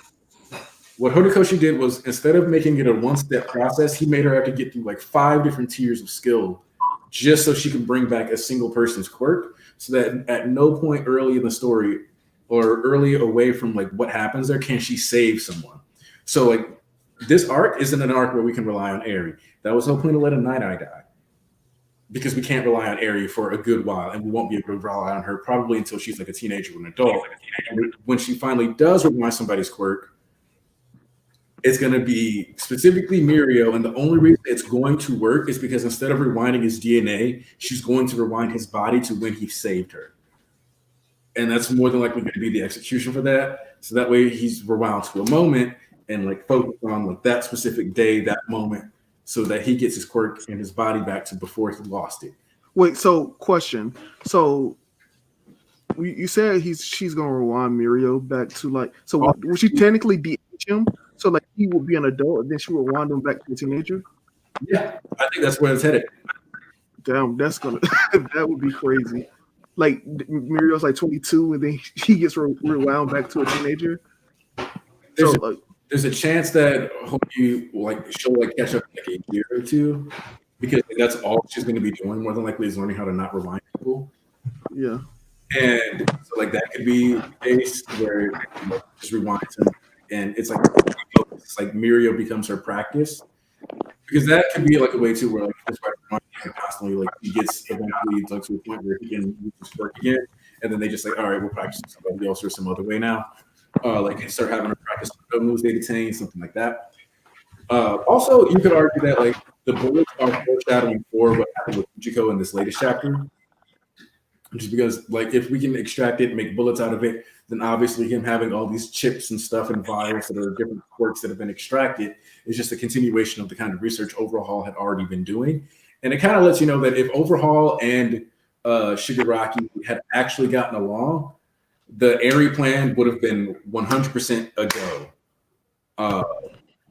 In fact, what they probably would have done is turned Eri into some kind of Nomu and just been like splicing her infinitely, like just taking off the arms, limbs, whatever, harvesting it, and having her regenerate. That's probably where Eri would have gone if Overhaul and Shigaraki got together. I bet you've never been happy that that nigga fucked that nigga up. Yeah. Also, going on the Eri and Nezuko thing, Nezuko never said happy Halloween. So there's that. Which is the cutest thing to ever happen in My Hero Academia. It's also the saddest thing because she's never experienced a holiday, which is like really, really, really sad. Okay. My favorite thing about that is that there's an invisible joke because the fact that she was allowed to paint eggs means that at a certain point she had to be like Eraserhead had to be like, hey, we're going to a Christmas party. Then she was probably like, what's Christmas? Oh, it's like a holiday. What are holidays? Oh, there's like holidays like Easter and Halloween. In Halloween you do this, and Easter you make eggs. Hey, I want to paint eggs. And then he let her paint eggs and bring it to the Christmas party. And she was like, I learned all these these holidays. Here's Christmas. So it's just funny that there's like this just invisible joke that is like so obvious just from the fact that she brought painted eggs. Yeah, it's just so much like layers to like Eri, and then like one thing I didn't notice like back in the manga that showed in the anime of this episode was like the scars that Eri has on her arms. It looks just like Deku's arm, or it looks just like Mirio's arm. Yeah, it's like Mirio's because it's got they're like lines. Yes, it looks just like Mirio's arm. I think that's such a like nice touch that I didn't notice in the manga that was more pronounced in the anime because of the actual colors and the differences. It's also like really good when if you make it a point to, one of the reasons why you always got to make sure you read the officials, because like the translation between Eri and Deku's conversation. Also, Archbishop East said he's probably heading out soon. So if you end up, well, thanks for coming, man. Thank you. Next topic I need y'all to discuss a while ago is the use of the word Deus Ex Machina in My Hero and plot relevant, plot convenience. I need y'all to talk about that because this shit. Man, Do you have any like specific moments that people bring up a lot that you're just like? Because I talked about Muscular. Okay. And we talked about Overhaul. So. Let me see. We got the recent stuff. People just bringing up like, okay, now they got these relevant. There's like certain characters are just here for relevant reasons. I mean, you guys can talk about the place. They're just here because it's a story. Yeah. Yeah, like that's the extent of that. You guys discuss how within the narrative of the story, it actually makes in the world of MHA, people are at where they are for specific reasons, and people do what they do for specific reasons. Instead of it's just, oh, this character just fits here because it's kind of cool, and this character just does that because they just need to do that. Nothing in My Hero Academia that has been called a Deus Ex Machina actually fits the definition of Deus Ex Machina. The reason Thank you. I will catch y'all later. They're pretty much all structured around, like one, people will say Toga's power up was a Deus Ex Machina. People will say that Shigaraki's power was a Deus Ex Machina. People will say that One for All was a Deus Ex Machina. And here's the thing, is that I understand thinking that Shigaraki could have been a Deus Ex Machina, except people like me directly stated, yo, this seems like a bit of a red flag. And especially when he started propagating, and then I was like, nah. Once he started hallucinating during the chapter, sleepy. You can go on my channel. You can watch the video that came out when that chapter dropped. I directly pointed out that the fact that it propagated through the walls, and the fact that he said it always gets like this was like a thing that, like more than likely he had been holding back the entire time, and he hadn't been using his powers properly. Yeah. More modern section of the media, the Deus Ex Machina is just a payoff that isn't satisfying to the audience. That is not the definition of Deus Ex Machina, and anyone using it that way should be ashamed of themselves. Their opinions are bad, and they should feel bad. Can I go off on Toga real quick, just because that one always gets brought up and it makes no sense. Yeah, just simply that the reason that people took such a disliking to that at the moment is because, like a lot of things with Horikoshi's writing, he'll introduce like a new development, and then in the moment you're like, wait, hold on, this doesn't seem to make sense, like Black Whip or things like that. But then he'll continue and he'll recontextualize it, and you'll be like, oh, okay, I get what you're doing. So with Toga, the whole point of the arc with Redestro is that the Liberation Army, they want to liberate people, and they are liberating our villains from their mental constraints that hold back their quirks. With Twice, it is his fear of being like a clone. With Shigaraki, it is as they keep destroying his hands and as they keep beating him down and stuff, he's gaining more memories and connecting those. And with Toga, this is where people don't read. They'll bring up like, oh, she was about to die, so she just got a power up. They specifically say, they have the reporter girl say, oh, she was about to die, therefore she probably got a power up or her quirk evolved. And then Toga says, that's not it. I just want to love more. Because the whole point of Toga's development of her quirk is that her mental block and things like that, the thing that she's growing out of is she wants to have like a normal life and live the way she wants to. And she wants to have the types of relationships that people like Ochako or Deku have. And so her quirk awakening in that sense is her freeing her, is going even further. Like, I want to love people enough to be even more like them. And she even says that right before she dies. She's not thinking of, I'm going to die, oh no. She's thinking, I just want to love people even more. And that allows her quirk to evolve even more. It's thematic consistency, just like how Twice, he has to get over his mental hurdle. Same thing with Shigaraki. On the line of Deus Ex Machina, can we talk about Six Quirk Deku? Hold up. Go ahead. So yeah, like this is actually perfect because the one thing that I was going to say that Toga and Deku have in common, you saw elements about this during the license exam arc, say Ashido and how she was instructed to put her hands in the way to concentrate her acid in the stream. What we learned, like people always being told to like apply her quirk in different ways. You just got to be able to actually have the opportunity to think about another. Here's the thing.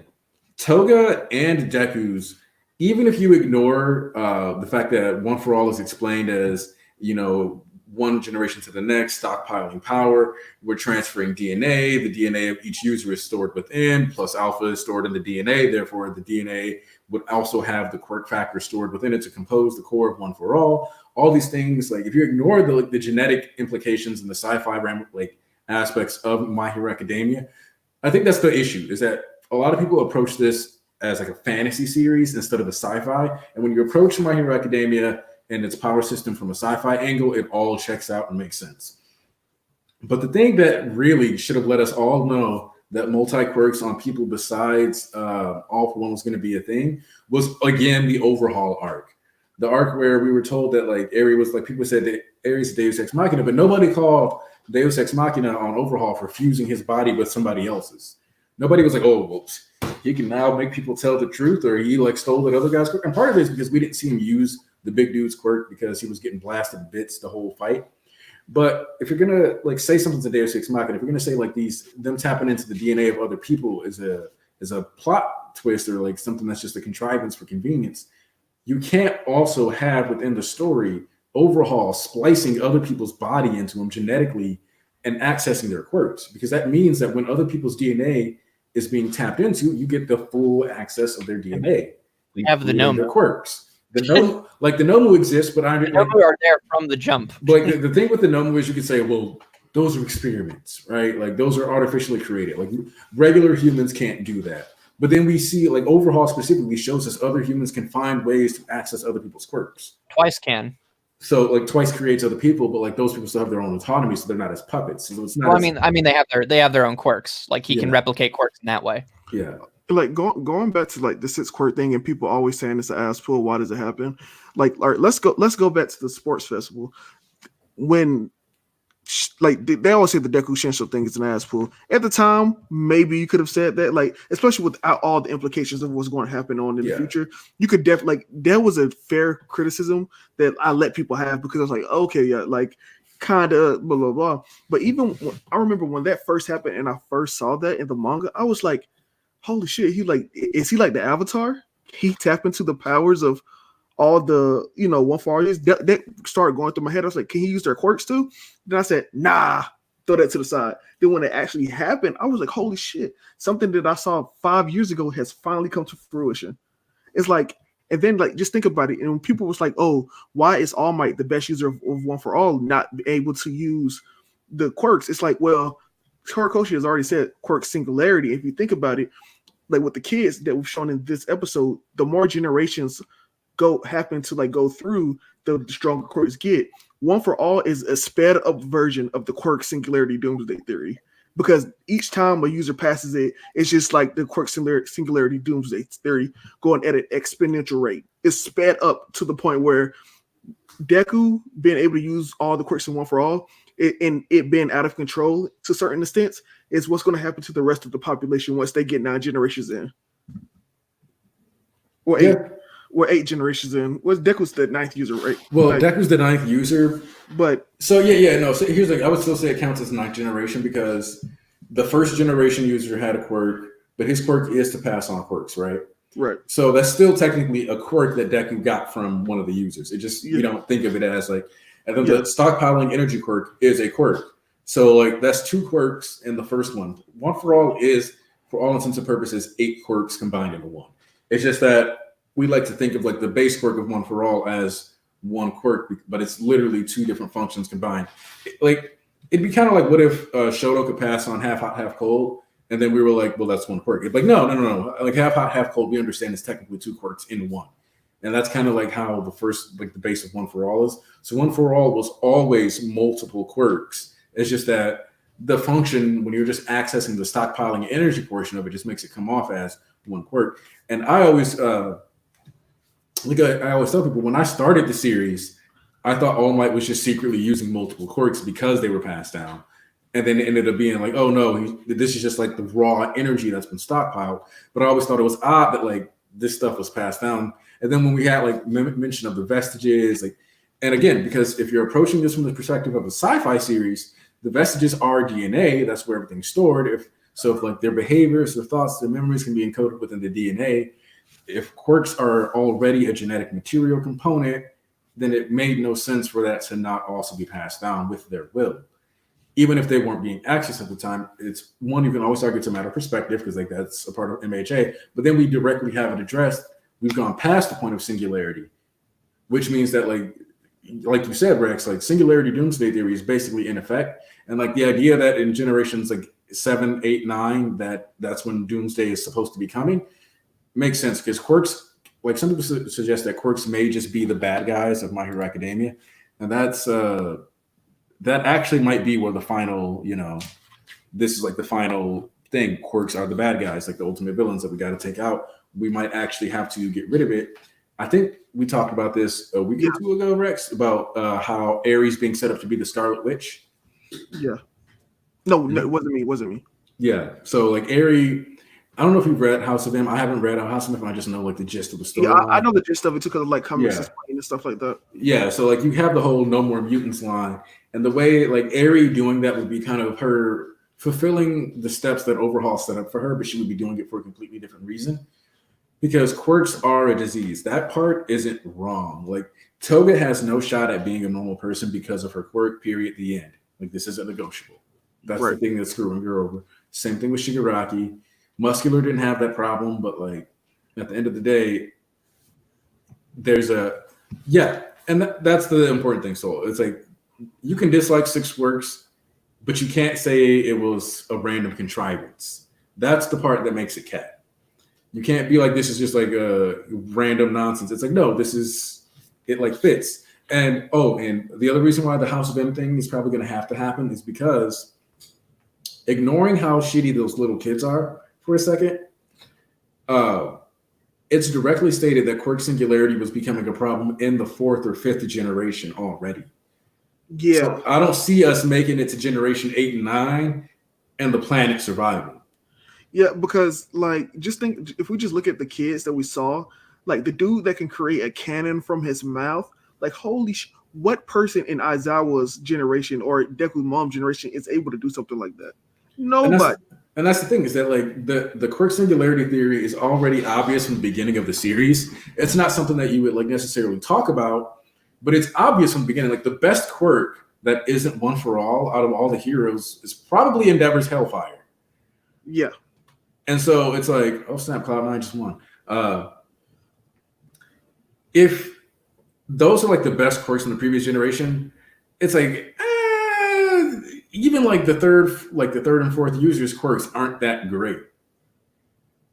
Like Folder Body, Edge Shots quirk, like multiple people have Edge Shots quirk. We see like Fat Gun fight somebody, he's like, oh yeah, like you have Edge Shots quirk. So we have these like medium tier like quirks. Hell, the fact that Mount Lady can only be that one size or her regular size is an quirk. What are you talking about? Tarnish Endeavor has an S in the according to the data books. That's good power. Yeah, Endeavor's like super strong. And yes, as you're right, Momo's quirk it is one of the best ones in the series, so much so that the reason she is a student is because of her quirk. But yeah, like but Momo's quirk also isn't one that I'd say is like inside of quirk singularity. Granted, I would say that if Momo and Shoto actually had a kid, because that's like the total Momo ship, I kind of tried to like figure out how that would even work, like if they're half hot, half cold combined with creation. And I'm like, do you get enchanted items? Like, can you make a flaming sword? You're all right. You could do, and that's the thing. Even like in the beginning of the series, the doctor stated that that Deku would have either got his mother quirk, like an advanced version of his mother's quirk, or his father quirk, or a combination of the two. So Deku would have become like a pyrokinetic, like pyrotech. You know what I'm saying? The pyrotechnician, like where he's able to actually control. Like he's been Genten with fire instead of ice. That's what Deku would have been.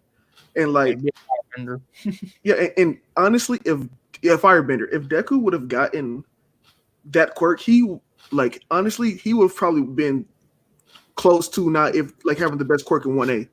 If he would have got both his parents' quirk as a combination, Bakugo or Todoroki, I don't think could rival him. Because like when Todoroki gets this little, I can use fire now, he can only use ice against Deku because he can control Todoroki's fire and he could destroy his ice. Even with the explosion with Bakugo, you only get the impact now because Deku can control the fire of it. So it's like that just like shows what like quirk singularity is. It's like even with One for All, Deku being able to break his body because of how strong the quirk is shows right there like the end result of quirk singularity, where the body just cannot handle how much strength these quirks have. But also think about the fact that if Deku has the ability to exhale and like pull fire, he can literally generate and control. So he's just like flame breath, boom, control, boom. Like it's literally like the classic firebending fighting style. Like that's what he would have had access to. Like both the ability to create fire, it would have been better than Geten because it would have been creation of fire and manipulation of it. Yeah, it would have been ridiculous. Like just thinking about like how strong his quirk would have been. Like it's like, ooh. Yeah, no. Endeavor is hypersonic in his shoes. He's got S-class power. Like you see him stop a vehicle. Like he's like, yo, why? And like he palms the vehicle while also like telling everybody, hey, like this is what it is. So yeah, so we're getting close to the end of the stream though, like for time wise. I think we've covered quite a lot. Yeah, I think we like handled like a lot of like the comment, and then like also just had like some quick conversation. But like the idea that like I think quirk singularity is something that people really need to start considering, like its impact on the series more. I actually had somebody tell me that. I was like, he's like, no, bro, you're like not. He's like, quirk singularity, you got it all wrong. There's no way that has anything to do with One for All. And I'm like, bro, it's literally explained as DNA being passed down, and quirks are. At this point, you just don't want the sci-fi explanation. So, One for All is literally like I said, it's the sped up version of the quirk singularity thing. Yeah. So just make sure that when you're tackling the quirk combat system, when you're tackling like how they function, you're looking at them from like a sci-fi angle. Do not try to scale them or look at them or analyze them like you would like a magic system in Fairy Tail or Black Clover. Try to take the science approach. Use your biology class from freshman year of high school, and I think you'll be in a better spot. Just imagine it like a Punnett square. That's literally what the four kids that Endeavor and Ray had are, if you actually think about it. It's like it's like the classic. Oh my god. You are right. Holy shit. So yeah, Kaiser, Tarnish, Seiya, Squid, oh man, Neil, like BG, man, like so many people came through today. I appreciate you guys all showing up. We'll wrap up this stream next weekend. I'm doing Anime Milwaukee, so if my live reaction will probably end up being a little later, just because if I go to the anime convention, then I'll be there Sunday morning instead of at home to do the video. But that being said, I hope to see you guys all there.